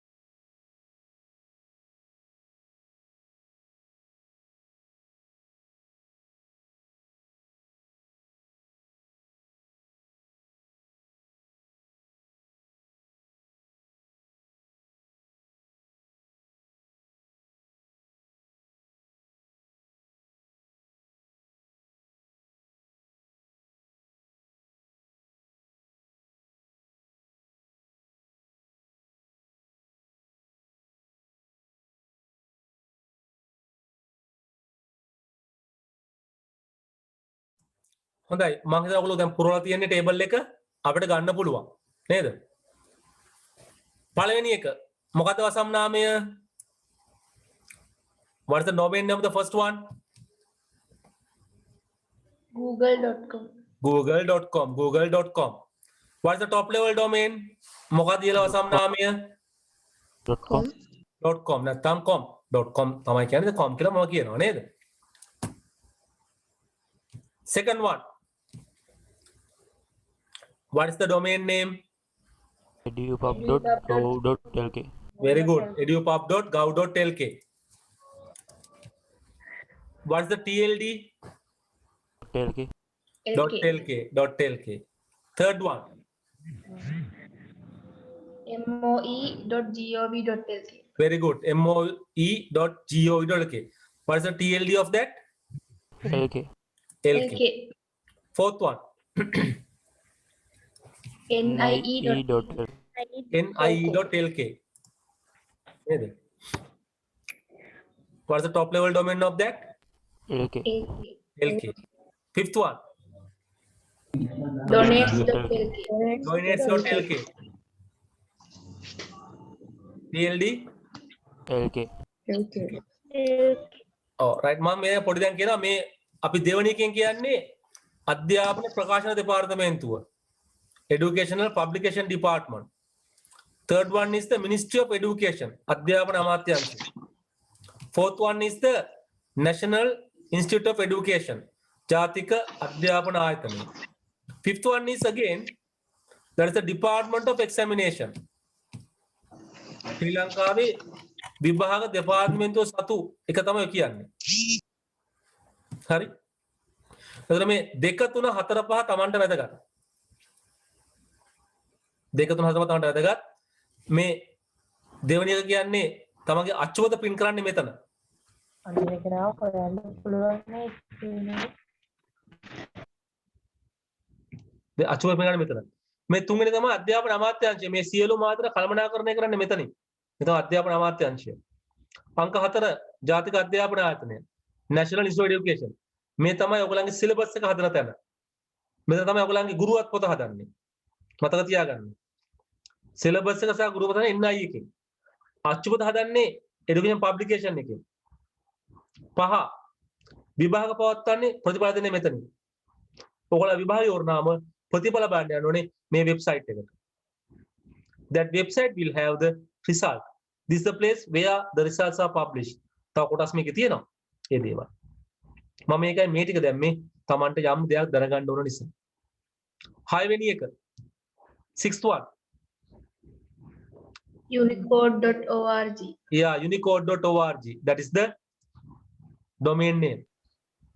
TLD org. මේක ලාභ නොලබන රාජ්‍ය නොවන ආයතනයක්. ලාභ නොලබන ආයතනයක්. මේ තමයි අපි කතා කරන යුනිකෝඩ් නිර්මාණය වෙච්ච මුල් වෙච්ච ආයතනය. යුනිකෝඩ්. අපි දන්නවනේ වර්තමානයේ පරිගණක පාවිච්චි කරන දත්ත කුමාරතුමේ කේත ක්‍රමය. Last one is one of the bank in Sri Lanka. මම උදාහරණයක් දුන්නා. ඒකේ නම් sampath.lk. The top level domain is lk. මම හිතනවා ඔයගොල්ලන්ගේ උත්තර ටික හරි කියලා. ගැටලුවක් නැහැ. අපි ඉස්සරහට යමු. Now we are talking about the different services available in internet. Internet is the collection of services. අන්තර්ජාලය තුල සේවා රාශියක් තියෙනවා. අපි මේ සේවා වලින් තෝරාගත්ත සේවා කිහිපයක් ගැන කතා බහ කරනවා. Internet has so many different services. Among these services, we are discussing about selected few services. I just going to list down these services. මම මේ සේවා ටික ලයිස්තුගත කරනවා. මේකේ නෝට් එක තියෙනවා. ඒ නිසා අපිට මේක බලා ගන්න පුළුවන්කම තියෙනවා. World Wide Web, sometimes called web, sometimes called www, sometimes called w3. මේ පළවෙනි සේවය විශ්ව විසිරිවියමන ලෝක ව්‍යාප්ත ජාලය. මම නිකන් පොඩි විස්තරයක් කියන්නම් අහන් ඉන්න. අන්තර්ජාලයේ තියෙන ලොකුම සේවාව තමයි මේ World Wide Web කියන්නේ. World Wide Web is the largest services available on internet. This is simply called as the information store of the internet. අන්තර්ජාලයේ තොරතුරු ගබඩා වශයෙන් හඳුන්වන්නේ මේ විශ්ව විසිරි වියමන කියන එක. නැත්නම් ලෝක ව්‍යාප්ත ජාලය කියන එක. මේක තුල තමයි අපිට අවශ්‍ය කරන සියලුම තොරතුරු සියලු විස්තර අඩංගු කරලා තියෙන්නේ. අපි මේක පාවිච්චි කරන්නේ අර HTTP protocol එක නැත්නම් HTTPS කියන protocol එක පාවිච්චි කරලා. We access the details on World Wide Web through HTTP or through HTTPS. So we learn a lot of things about that World Wide Web. Then the email, ඊතැපෑල. බොහෝ පිරිසක් පාවිච්චි කරන දෙවෙනි සේවාව වෙන්නේ ඊතැපෑල කියන එක. Email is probably the second largest service available on internet. It is simply transferring mails, letters through internet. මේකද කරන්නේ මොකද්ද? අන්තර්ජාලය හරහා ලිපි හුවමාරු කරගන්නවා. අන්තර්ජාලය හරහා ලිපි හුවමාරු කරන තමයි මේ ඊතැපෑල සිද්ධ වෙන්නේ. ඉතින් මේක බොහෝ විට අන්තර්ජාලයේ තියෙන දෙවෙනි ලොකුම සේවාව වශයෙන් සලකන්න පුළුවන්කම තියෙනවා. Third one, internet telephony, or sometimes called VoIP, voice over internet protocol. අන්තර්ජාල දුරකථන සේවා. අපි දැන් අවුරුදු කිහිපයක් පස්සට ගිහලා බැලුවොත් අවුරුදු 15ක් 20ක් පස්සට ගිහලා බැලුවොත් අපිට පිටරටකට කෝල් එකක් ගන්න ඕන නම් ඒක බොහොම කරදර වැඩක්. වියදම් අධික වැඩක්. If you think about few years back, maybe 10-15 years back, getting an international call, getting a foreign call is not that easy. It is very difficult. It is very cost. But when the internet was introduced, they introduced a system called VoIP, getting calls through internet protocol. අන්තර්ජාල නියමාවලිය හරහා දුරකථන ලබා ගැනීම. මේ සේවා හඳුන්වා දුන්නා. මේ සේවා හඳුන්වා දීමත් එක්කම අපිට ඉතා අඩු මුදලකට පිට රටවල් වලට කෝල් ගන්න පුළුවන් වුණා. Simply call VoIP, voice over internet protocol. අන්තර්ජාල නියමාවලිය හරහා voice ශබ්දය හුමාරු කරනවා. ටෙලිෆෝන් කෝල් මූලිකව ශබ්ද හුමාරු කරන්න තිබුණේ. නිසා මේක තමයි කරේ මේ අන්තර්ජාලය හරහා ටෙලිෆෝන් ගත්තා. ඉතින් අද වෙනකොට මේ සේවාව වෙනස් ක්‍රම වලින් ක්‍රියාත්මක වෙනවා. වෙනත් ක්‍රම වලින්. ඔය ක්‍රමයට නෙමෙයි. යම් කිසි ආකාරයකට වෙනත් ක්‍රම හරහා මේවා ක්‍රියාත්මක වෙනවා. ඔය WhatsApp වගේව නේද? ඒවා VoIP නෙමෙයි අත්තටම. ඒවා වෙන ක්‍රමයකට.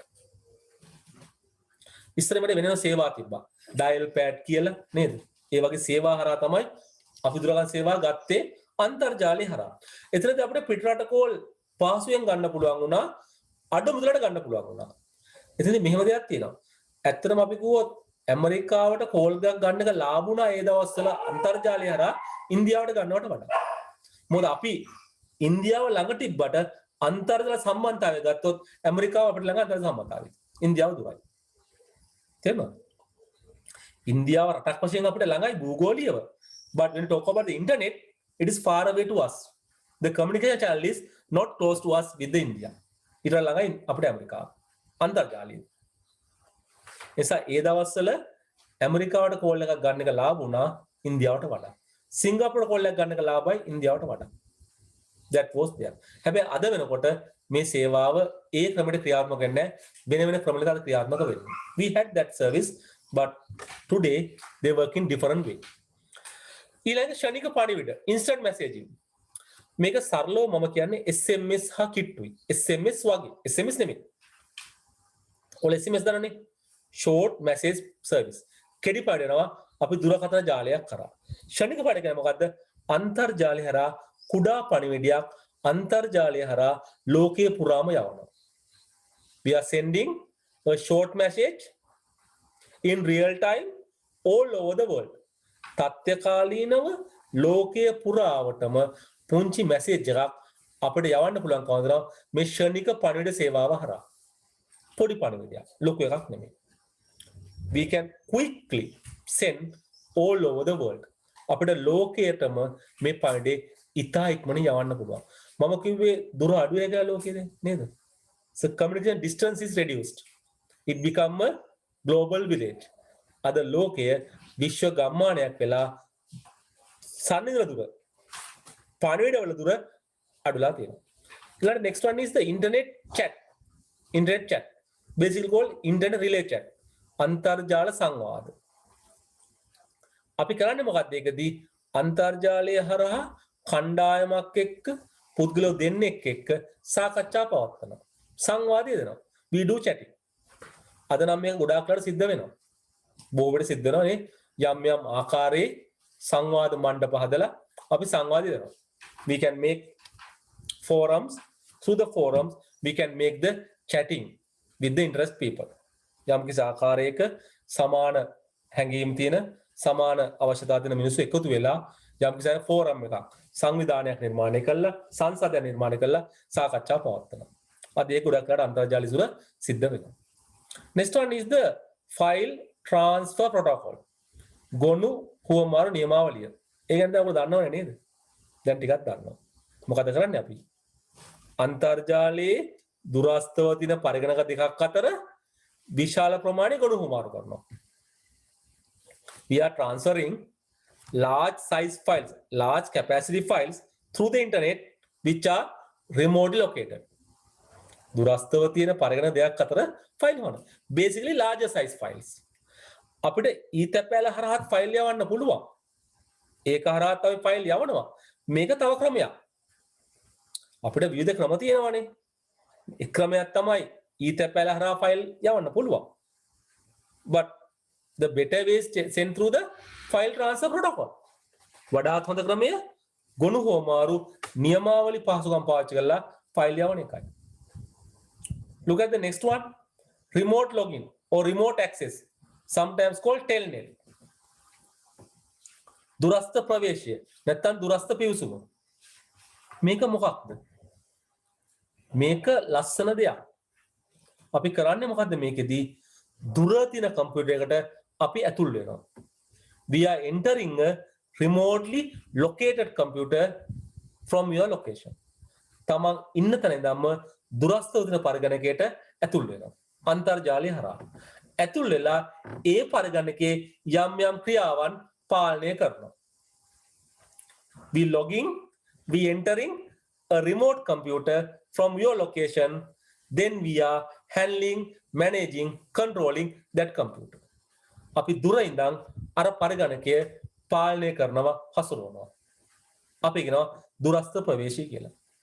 දැන් මේ දවස්වල මේක අපිට හොඳට තේරෙනවා. දැන් මේ මිනිස්සු ඔෆිස් වලට යන ප්‍රමාණය අඩු කරලා තියෙනවානේ. හැබැයි ඔෆිස් එකේ පරිගණක අපිට ගෙදර ඉඳන් පාලනය කරන්න හසුරවන්න ඒවත් එක්ක වැඩ කරන්න පුළුවන්කම තියෙනවා. පේනව නේද? අපිට දුරස්ත ප්‍රවේශය අපිට යම් යම් ආකාරයේ සේවාවන් ලබා දෙන්න පුළුවන්කම තියෙනවා. The next one wiki. මම මෙහෙම දෙයක් අහන්නම්කෝ. ඔයගොල්ලෝ හදන විකිපීඩියා කියන වචනේ. විකිපීඩියා. මට කියන්න දන්න කෙනෙක් ඉන්නවා නම් මොකද්ද විකිපීඩියා කියන්නේ කියලා? මොකද්ද මේකෙන් කරන්න කියලා?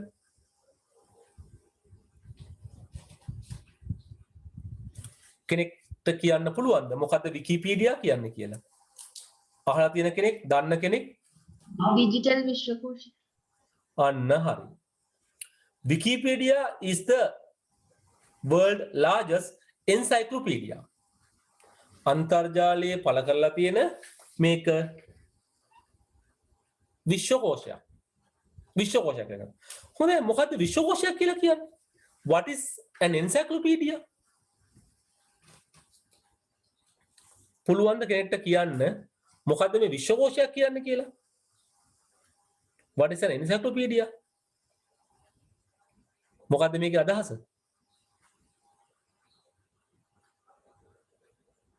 දන්නවද? විශ්වකෝෂයක් කියන්නේ ලෝකේ තොරතුරු විස්තර අඩංගු කරලා තියෙන තැන. නැත්නම් පොතක්. ඉස්සර කිව්ව පොතක් අතරම මේ. ඉස්සර පොතක් නේ පොත් ගොඩක්. විශ්වකෝෂයක් කියලා ගම පොත් රාශියක් තියෙනවා. මේ පොත්වල අපිට අවශ්‍ය කරන හැම දත්තයක්ම හැම තොරතුරක්ම හැම විස්තරයක්ම ඉවත් කරලා තියෙනවා.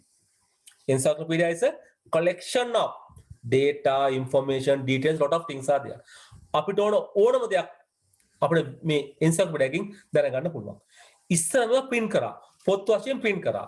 ප්‍රසිද්ධම එක තමයි Britannica කියන එක. The most famous encyclopedia is the Britannica. මේක ලොකු පොත් ගොඩක් හැමදාම print කරනවා. මොකද හැමදාම දැනුම අලුත් වෙනවනේ. නිසා මේවා ගොඩක් මේ මිල අධිකයි පොත් ගොඩක් පොත් දහස් ගාණක් ලොකු ප්‍රමාණයක්. හැබැයි අද වෙනකොට මේවා print කරන්නේ නැහැ. මේ ඔක්කොම අල්ලා මේවා පළ කරනවා කොහෙද? අන්තර්ජාලය. මේ විකිපීඩියා කියන්නේ ලෝකේ අපි දැනට දකින විශාලම විශ්වකෝෂය. Wikipedia is the largest encyclopedia we can see in the world. මේ wiki කියන අදහස එන්නේ වෙන දෙයක්. wiki කියන්නේ මොකද්ද? මිනිස්සු එකතු වෙලා මිනිස්සු සඳහා තොරතුරු ඒකරාශී කරගන්නවා. People are collecting information for people. That's the concept of wiki. මේ wiki කියන අදහස අරන් තමයි Wikipedia එක ගොඩනගන්නේ. මිනිස්සු එකතු වෙලා තමන්ට අවශ්‍ය තොරතුරු ඒකරාශී කරනවා. තමන් තොරතුරු දානවා, තමන් තොරතුරු වෙනස් කරනවා, තමන් තොරතුරු මකනවා. People are doing the things. People are making content for people. මිනිස්සු මිනිසුන් සඳහා අන්තර්ගත ඒකරාශී කරනවා. ඒ නිසා මුල් කාලෙදී මේ Wikipedia ගැන මිනිස්සුන්ට විශ්වාසයක් තිබුණේ නැහැ. මොකද එක එක්කෙනා එක එක ඒවා දානවනේ. මේකේ හරියවත් තිබ්බා, වැරදියවත් තිබ්බා, බොරුයවත් තිබ්බා, අවශ්‍යවත් තිබ්බා, අනවශ්‍යවත් තිබ්බා. හැබැයි අද වෙනකොට මේක ගොඩාක් හොඳට ෆිල්ටර් වෙලා සෑහෙන දුරට මේක තොරතුරු විශ්වාස කරන ප්‍රමාණයට තියෙනවා. Today we can see that it is filtered and corrected and adjusted and lot of things have happened. Now we can trust lot of details on Wikipedia. අද වෙනකොට Wikipedia තුල තියෙන ගොඩාක් තොරතුරු ගැන අපිට බොහෝ විට විශ්වාස කරන්න පුළුවන්කම තියෙනවා. මේ wiki කියන සංකල්පය හරහා තමයි Wikipedia නිර්මාණය වෙන්නේ. Wikipedia is made through the wiki concepts. Wiki concept එක කියන්නේ මිනිස්සු එකතු වෙලා මිනිස්සු සඳහා තොරතුරු එකස් කරනවා. Next one is the social networks. අපි ඒ ගැන වෙනම කතා කරනවා. Blogs.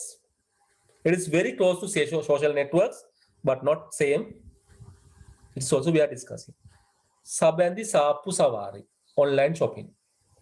ඒක දැන් ගොඩක් දෙනෙක් දන්නවනේ අන්තර්ජාලය හරහා මාර්ගගතව සාප්පු සවාරි යෙදීම. නැත්නම් භාණ්ඩ මිලදී ගැනීම, සේවා මිලදී ගැනීම. So we will be discussing that also in detail.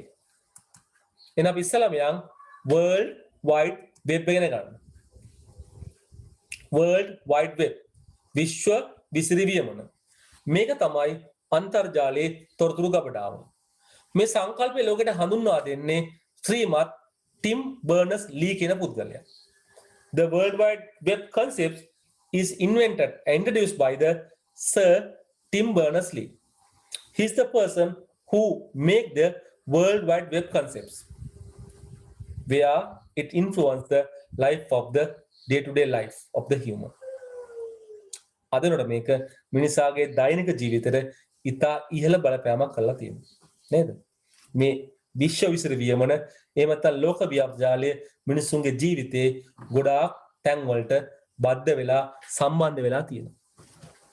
එහෙනම් චුට්ටක් බලමු මේ ගැන. නේද? පුංචි වචන 3-4ක් තියෙනවා. පොඩ්ඩක් දැනන් ඉන්න එක හොඳයි. නේද? නෝට් එකේ තියෙනවා. මේ වෙබ් එක ගත්තොත් වෙබ් එකේ තොරතුරු හුවමාරු කරන්නේ මේ අතර සේවාවන් කළමනාකරණය කරන්නේ HTTP කියන එක නැත්නම් HTTPS කියන එක. ඔයාලක දන්නවනේ වෙනස? HTTP is unsecured, HTTPS is secured. නේද? HTTP කියන එක ආරක්ෂාව නැහැ, අතරම ආරක්ෂාව අඩුයි. HTTPS එකේ ආරක්ෂාව වැඩි. ඊට අපි මේ වෙබ් පිටු දින දැන් අඳුර ගන්න පාවිච්චි කරනවා URL එක. එහෙම නැත්නම් ඒකීය සම්පත් නිශ්චායකය. නැත්නම් ඒකාකාර සම්පත් පිහිටුම කියලාත් කියනවා. දැන් අපි අන්තර්ජාලයට විස්තර දාන්න ඕනනේ. වෙබ් පිටු හදන්න ඕනනේ. වෙබ් පිටු හදන්නේ මොකෙන්ද? HTML කියන භාෂාව පාවිච්චි කරලා. We are creating the web pages, websites using the HTML. So අන්තර්ජාලයට අවශ්‍ය කරන වෙබ් පිටු හදන්නේ HTML. Hypertext, hypertext, markup, language කියන භාෂාව පාවිච්චි කරනවා. අධිපාට සලකුණු භාෂාව. අපි ඒ ගැන ඉස්සරහට ඉගෙන ගන්නවා. අපි කොහොමද වෙබ් පිටු හදන්නේ කියන එක අපි ඉස්සරහ පාඩම් වල ඉගෙනනවා. ඉතින් අපි හොඳට හදනවා වෙබ්සයිට් එකක් හදලා බලනවා කොහොමද මේක ක්‍රියාත්මක වෙන්නේ කියලා. In the latter part of the lessons we are learning how to make a website pages, and we are creating few web pages and websites. Then we see how they are functioning. අන්තර්ජාලයේ සැරිසරීම. ඇත්තටම අන්තර්ජාලයේ සැරිසරන web එකේ සැරිසරනවා තමයි මූලිකවම. අපිට මුලින්ම දැනගන්න ඕනේ අන්තර්ජාලයේ සැරිසරන්න අපිට මොනවද ඕනේ කියලා. ඉතින් පස්සේ අපිට මම හිතනක් තියලා තියෙනවා අපිට ලියන්න what is required to surf or browse the internet. පුළුවන් ද ඔයගලන්ට කියන්න අන්තර්ජාලයේ සැරිසරන්න අවශ්‍ය දේවල් මොනවද කියලා.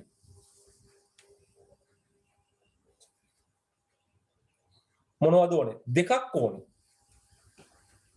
browser එකක් ඕනේ වෙබ් බ්‍රවුසර් එකක්. එකක් ඕනේ වෙබ් බ්‍රවුසර් එකක්. වෙබ් අතරික්සුවක්. අපි සිංහලෙන් කියනවා වෙබ් අතරික්සුවක් කියලා. නැත්නම් වෙබ් බ්‍රවුසර් එක වෙබ් බ්‍රවුසර් එකක්. වෙබ් බ්‍රවුසර් කියලා කියනවා. දෙවැනි එක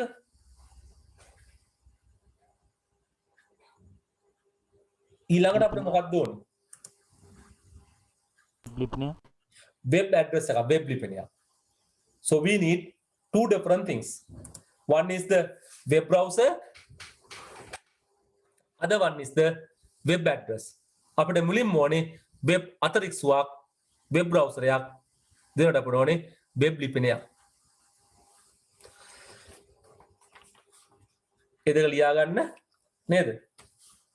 ඒ දෙක ටයිප් කරලා නෑ නෝට් එකේ.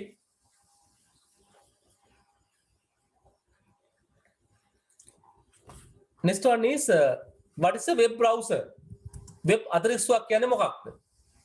දැන් දන්නවා අපි කම්පියුටරේ ටයිප් කරන්න ගියොත් අපිට අවශ්‍ය කරනවා word වගේ word processing package එකක්. If you are going to type some letters in the computer, you need some kind of a word processing package like Word. If you type a letter, you need a word processing package. අපිට type කරන්න අවශ්‍ය කරනවා word processing package එක word වගේ. ඒ වගේ අපිට අන්තර්ජාලය සැරිසරන්න ඕන නම් අපිට ඕනේ මොකද්ද? web browser එක. If you are going to surf the internet, we need a web browser. That's a software used to browse or surf the internet. මොනවද අපි දන්න ප්‍රසිද්ධ web browser?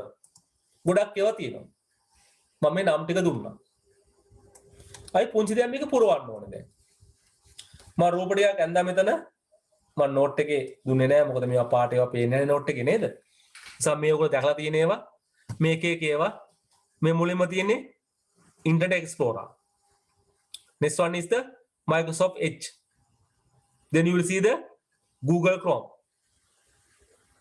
Mozilla Firefox, Safari, and the Opera. These are mostly famous web browsers today. There are so many web browsers. Now web browsers රාශියක් තියෙනවා. But I selected few which are popular these days. මේ දවස්වල ප්‍රසිද්ධ ටික මම මෙතනදී ගත්තා. අපිට දැන් පුංචි විස්තරයක් පුරවන්න ඕනේ. Internet Explorer. Who produced that? කවුද මේක නිර්මාණය කරන්නේ? කියන්න බලන්න. Microsoft company. Microsoft company. අපිට පුංචි කමෙන්ට් එකක් ඕනේ. මේ කමෙන්ට් එක මම බලාපොරොත්තු වෙන්නේ මේක නොමිලේ ගන්න පුළුවන් එකක්ද? මේක අයිතිවාසිකම් සහිත නිෂ්පාදනයක්ද? අපි කියනවා it is a post free and open source. It is a proprietary. යම් කිසි අයිතිවාසිකමක් නෙවෙයි. Internet Explorer. මොකද්ද කමෙන්ට් එක අපිට කියන්න පුළුවන්? මේක නොමිලේ ලබා ගන්න පුළුවන්ද? අයිතිකාරයෙක් ඉන්නවද? කොහොමද මේක හිතෙන්නේ ඔයගලන්ට? අයිතිකාරයෙක් ඉන්නවා. This is a proprietary software. මේක free දෙනවා අපිට. අපි කම්පියුටරේ Windows දැම්මොත් Windows එක මේක ලැබෙනවා. හැබැයි මේකට අයිතිකාරයෙක් ඉන්නවා අපිට ඕනට පාවිච්චි කරන්න බෑ. මේකේ කෝඩින් ටික අපිට හම්බ වෙන්නේ නැහැ. අපිට වෙනස්කම් කරන්න බෑ. It is not free and open source. It's not open source. We can't make changes to that. it is a proprietary software. හිමිකාරිත්වයක් සහිත මෘදුකාංගයක්. හිමිකාරිත්වයක් සහිත අයිතිකාරයෙක් ඉන්නවා. නිදහසේ අපිට පාවිච්චි කරන්න බෑ අයිතිකාරයා යා. Microsoft company. Next one, Microsoft Edge. Microsoft Same thing, Microsoft company. It is also proprietary software. හිමිකාරිත්වයක් සහිත මෘදුකාංගයක්. අපි Windows 10 install කරොත් Windows 10 එකේ තියෙන්නේ Microsoft Edge කියන එක. Microsoft Windows වල Windows 10 දක්වා අපිට ආවේ Internet Explorer. 10 කියන එකේ අපිට මුලින්ම හම්බ වෙනවා Microsoft Edge කියන web browser එක. හැබැයි Windows 10 වල Internet Explorer එකක් තියෙනවා. ඒක recommend කරනවා Windows 10 වලින් පස්සේ Edge එක තමයි තියෙන්නේ. ඒ නිසා ඔයගොල්ලෝ Edge එකට මාරු වෙන්න කියලා. Google Chrome. Who is producing Google? Google company. Google company. මතක තියාගන්න Google එකේ ගොඩාක් කතා තියෙනවා. Google කියන්නේ company නම. Google Chrome කියන්නේ web browser එක. Google Drive කියන්නේ ඒගොල්ලන්ගේ storage එක. File server එක. So Google is a huge company. They are providing lot of services to the world. ඔයාලා පාවිච්චි කරන නේ ගොඩක් ඒවා ඇති Google company එකට. නේද? ගොඩක් ඒවා තියෙනවා Google company පාවිච්චි කරමු. ඔයාලා පාවිච්චි ගොඩක් tool Google company ඇති. තව එකක් කරන Google company ඇති ඒවා. මතකයි මං කිව්වා ඔයගලන්ට නේ. මෙහෙම පද්ධතියක් තියෙනවා Google ලට. මොකද මෙහෙම පද්ධතිය? මතකද? Google හදන මෙහෙම පද්ධතියක් තියෙනවා. ෆෝන් වල පාවිච්චි කරන්නේ. මතකද මම කිව්වා? Android කියන එක කවුද නිර්මාණය කරන්නේ? Android කියන්නේ Google company හදන මෙහෙම පද්ධතියක්. එහෙනම් company Google. මේක අපි කියනවා free and open source. නිදහස් හා විවෘත කෙත මෘදුකාංගයක්. නිදහස් හා විවෘත. තමන්ට නොමිලේ ඩවුන්ලෝඩ් කරන් පාවිච්චි කරන් කෝඩින් ටික දිනවා. තමන්ට ඒක වෙනස්කම් කරගන්නත් ඕන නම් පුළුවන්කම තියෙනවා. Mozilla Firefox. කවුද හදන්නේ? කවුද හදන්නේ? Mozilla Corporation. ඔව් මේක Mozilla Corporation හදන්නේ. මේකත් free and open source එකක්. මේකත් නිදහස් සහ විවෘත මෘදුකාංගයක්. තමන්ට අන්තර්ජාලයේ නොමිලේ ඩවුන්ලෝඩ් කරගන්න පුළුවන්. Safari. Safari කවුද හදන්නේ? Apple company. අපි පාවිච්චි කරනවා නම් Apple Macintosh computer Apple Macintosh computer දෙනේ Mac OS කියන එක Mac OS එකත් එක්ක Mac මෙහෙම පදයක අපිට ලැබෙන්නේ Safari කියන web browser එක.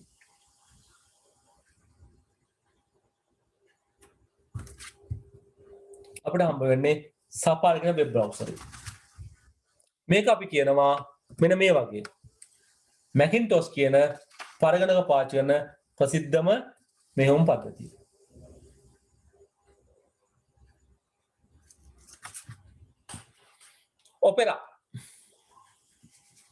Opera හදන්නේ Opera Software Foundation කියන එක. මේක අපි කියන freeware එකක්. open source නෙමෙයි. නොමිලේ දෙනවා. වෙනස් කරන්න බෑ. proprietary හිමිකාරත්වයක් තියෙන එකක්. නිදහස් මෘදුකාංගයක් නොමිලේ හම්බ වෙනවා proprietary හිමිකාරත්වයක් තියෙන එක. ඉතින් මේක ගැන පොඩි අදහසක් ගන්න අපිට ඔය ගැන පොඩ්ඩක් දැනන් ඉන්න ඕනේ.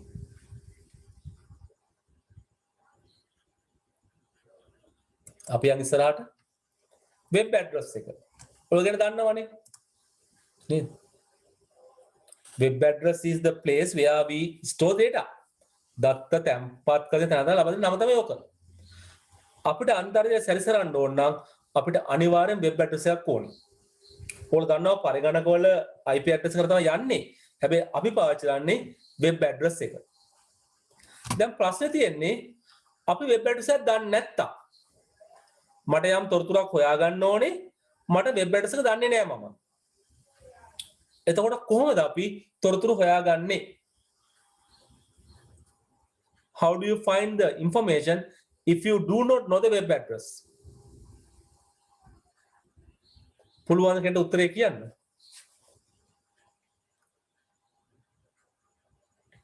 How do you get to know information if you do not know the web address? කියන්න බලන්න කෙනෙක්. අපි කොහොමද තොරතුරක් හොයාගන්නේ web address එක දන්නේ නැත්තම්? What do you do? පුළුවන් හොයාගන්න. කොහොමද තොරතුරු හොයාගන්නේ? මොකද්ද පාවිච්චි කරන පහසුකම? දන්නවද? අන්න මෙතන තමයි අපේ සහයට එන්නේ කවුද? search engine එක. සෙවුම් යන්ත්‍ර.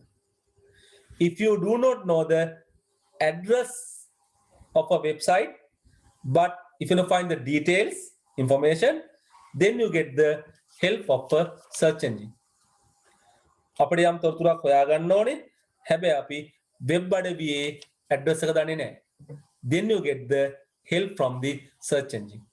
තමන් එතනදී ලබා ගන්න සෙවුම් යන්ත්‍රයක සහාය. පුංචි වාක්‍යයක් ලියා ගන්න ඕක නේද? අපිට තියලා තියෙනවා.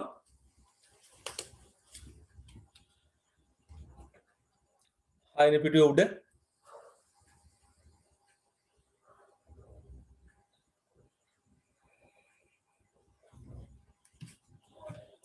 What are the search engines you are familiar with? මොනවද ඔයගොල්ලෝ දන්න search engines? මට නමක් දෙයක් කියන්න බෑ දන්න search engines?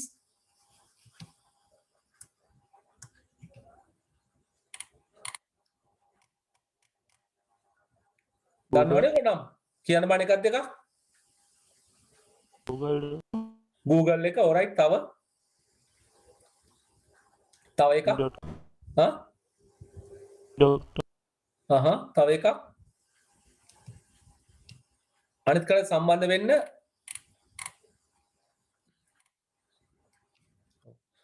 අපි පොඩ්ඩක් දැනගන්න ඕනේ මොකද්ද search engine කියන්නේ කියලා. What is a search engine? In simple terms, search engine is a website. Search engine කියන්නේ web අඩවියක්. අපි මේ web අඩවියට ගිහිල්ලා අපිට අවශ්‍ය කරන වචන ටික දුන්නාම එයා කරන්නේ මොකද්ද? එයා හොයලා බලලා අන්තර්ජාලයේ web අඩවිවල address ටිකයි පොඩි විස්තරයක් අපිට පෙන්නනවා. Search engine is a website. When we provide something to be found, it will search on the internet, it search and find and list out those details with the web address. එයා අන්තර්ජාලය තුල සැරිසරලා ඒ විස්තර ටික හොයාගෙන අපිට පෙන්නනවා මෙන්න මේකයි web address එක පුංචි විස්තරයක් එක්ක. අපිට හරිම පහසුයි. Remember that search engine is a website. Search engine කියන්නේ web අඩවියක්. අපි මේ web අඩවියට ගිහිල්ලා අපිට වචනේ අපිට keyword කියලා.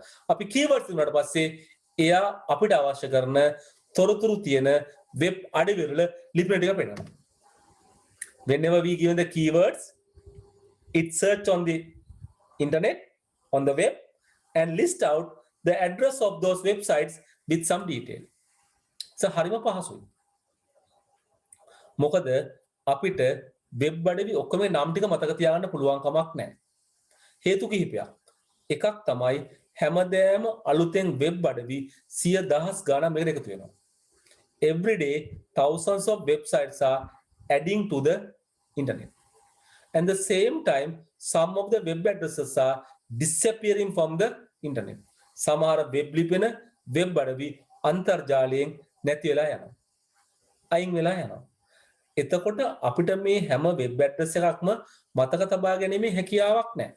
එහෙම අවශ්‍යතාවයකුත් නැහැ. We can't remember all these web addresses. It is not necessary even. We do not want to remember all of these web addresses. It is not necessary. You can't do that. Even you can't do that. කරන්නත් බෑ ඒක. It is not even necessary. අවශ්‍යතාවයකුත් නැහැ. අපි කරන්නේ මොකද්ද? අපිට ඕනොත් අපි ගියා search engine එකට ගිහිල්ලා search engine එක හරහා හොයා ගන්නවා අවශ්‍ය කරන web අඩවිවල ලිපින ටික. ඊට පස්සේ අපිට පුළුවන් ඒ තැන් වලට ගිහිල්ලා විස්තර සොයා බලන්න. මේ තියෙන්නේ ප්‍රසිද්ධ search engine. ලයිස්තුව ලියා ගන්න ඕනේ ඔයගොල්ලෝ note එකේ මම note එකේ ලයිස්තුව දීලා නැහැ. You have noted down this search engine list. බලන්න මේවා දන්නවද කියලා. දැන් දෙකක් තුනක් කිව්වනේ. ගොඩාක් තියෙනවා. මේ ප්‍රසිද්ධ කිහිපයක්. මේ ප්‍රසිද්ධ කිහිපයක්. එකක් තමයි Google කියන search engine එක. මතක තියාගන්න Google කියන්නේ කම්පැනියක්, සේවා ගොඩක් තියෙනවා. Google Chrome කියන්නේ ඒගොල්ලන්ගේ වෙබ් බ්‍රවුසර් එක. google.com කියන්නේ ඒගොල්ලන්ගේ search engine එක. තව සේවා ගොඩක් තියෙනවා.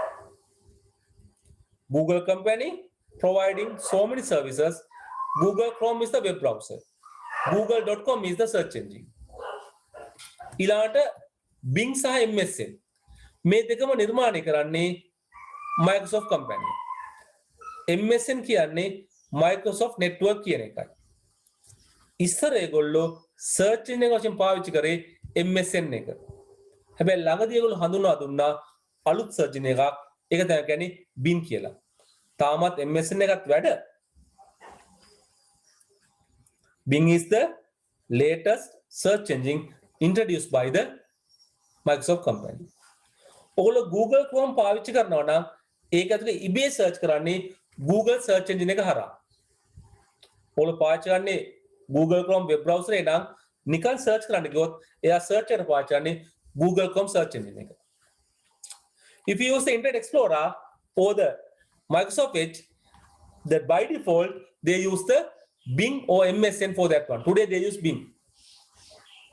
අයි පාවිච්චි කරන්නේ Internet Explorer හරි Microsoft Edge නම් එයා පෙර නිමියෙන්ම ස්වභාවිකවම ගන්නේ Bing කියන එක හරි MS එකයි.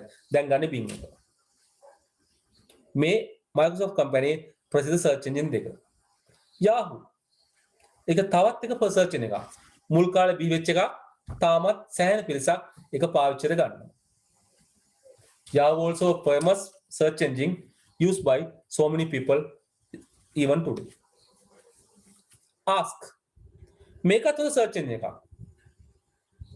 අපි කියන්නේ ඉස්සර මේක ask Jeeves කියලා. Jeeves කෙන් අහන්න කියලා.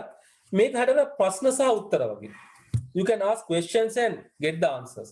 You can simply ask who is the president of Sri Lanka. It will be answered.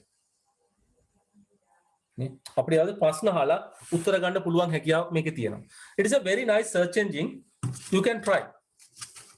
අපිට ඒක බලන්න. මේකත් හොඳයි DuckDuckGo කියන එක. තව ගොඩක් තියෙනවා. Alta Vista, Infobip, Hotsite, Excite ගොඩක් ඒවා තියෙනවා. මම ටිකක් නම් ලක්ක දැම්මා. තමන්ට ඔය ටික ලියා ගන්න පුළුවන්.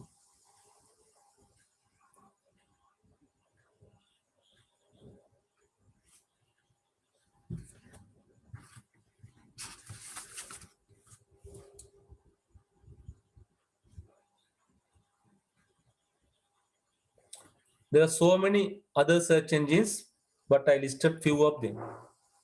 ඉතින් තමන්ට ඕන නම් මේ search engine එකකට ගිහිල්ලා ගහන්න. Give me a list of search engine කියලා තමන්ට හම්බ වෙන්නේ. නේද? List of search engine ගාම තමන්ට හොයාගන්න පුළුවන්. So search engine එකක් ඇතුලෙන් search engine කරන්න. It will give you the required details. තමන්ට අවශ්‍ය කරන බොහෝ දේවල් මේකෙන් හොයාගන්න පුළුවන්කම තියෙනවා. You can find lot of things. තමන්ට ගොඩක් ඒවා හොයාගන්න පුළුවන්. ගැටලුවකින් තොරව. මේ තියෙන්නේ Google search engine එකේ screenshot එකක්. තමන් type කරන address එක තමන් තමයි විස්තරය ගන්න මේ තමයි අපේ save කොටුව search box එක. You type the text what you want to find out, then say search, it will search for you. මේ තියෙන්නේ හොයාගත්ත විස්තරයක්. මං ගාව search කරේ education කියලා මේ පෙරණ එක ගන්න. site 100,000 ගාණක් මිලියන ගාණක් වෙන්නේ සමහර විට. To show you lot of sites you can find out. මේ තියෙන්නේ රූප අපි බලන විදිය. මොකද උත්තරයට පෙන්න පිටිපොළ විස්තර පෙන්නනවා. අපිට මොනවද ඕනේ කියලා. So it has something called all images, videos, something like this way. If you click on images, it will show you images. මං ගාව line එකේ images. video එකත් video ටික පෙන්නයි.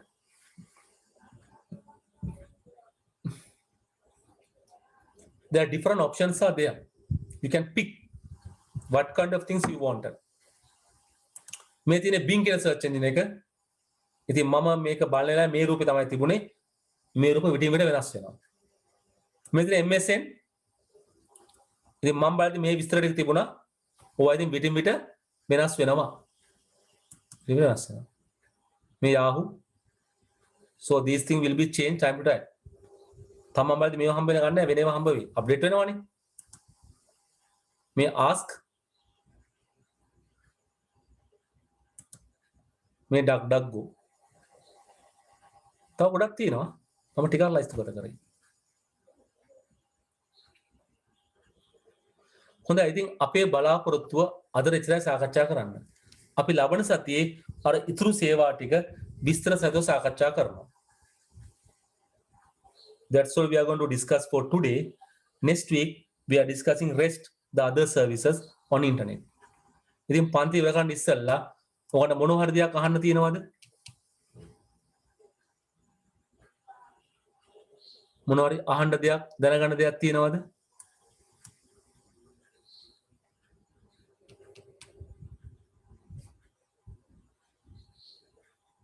දැන්ට නැහැ වගේ නේ. හොඳයි එහෙමනම් අපි අදට පන්තිය මෙතනින් අවසන් කරමු. අපි ලබන සතියේ ඉතුරු ටික සාකච්ඡා කරමු. Have a safe week. Good night for all. We'll be meeting on next week. Thank you. You're welcome. Thank you, sir. You're welcome. Thank you, sir. You're welcome. Thank you, sir. You're welcome.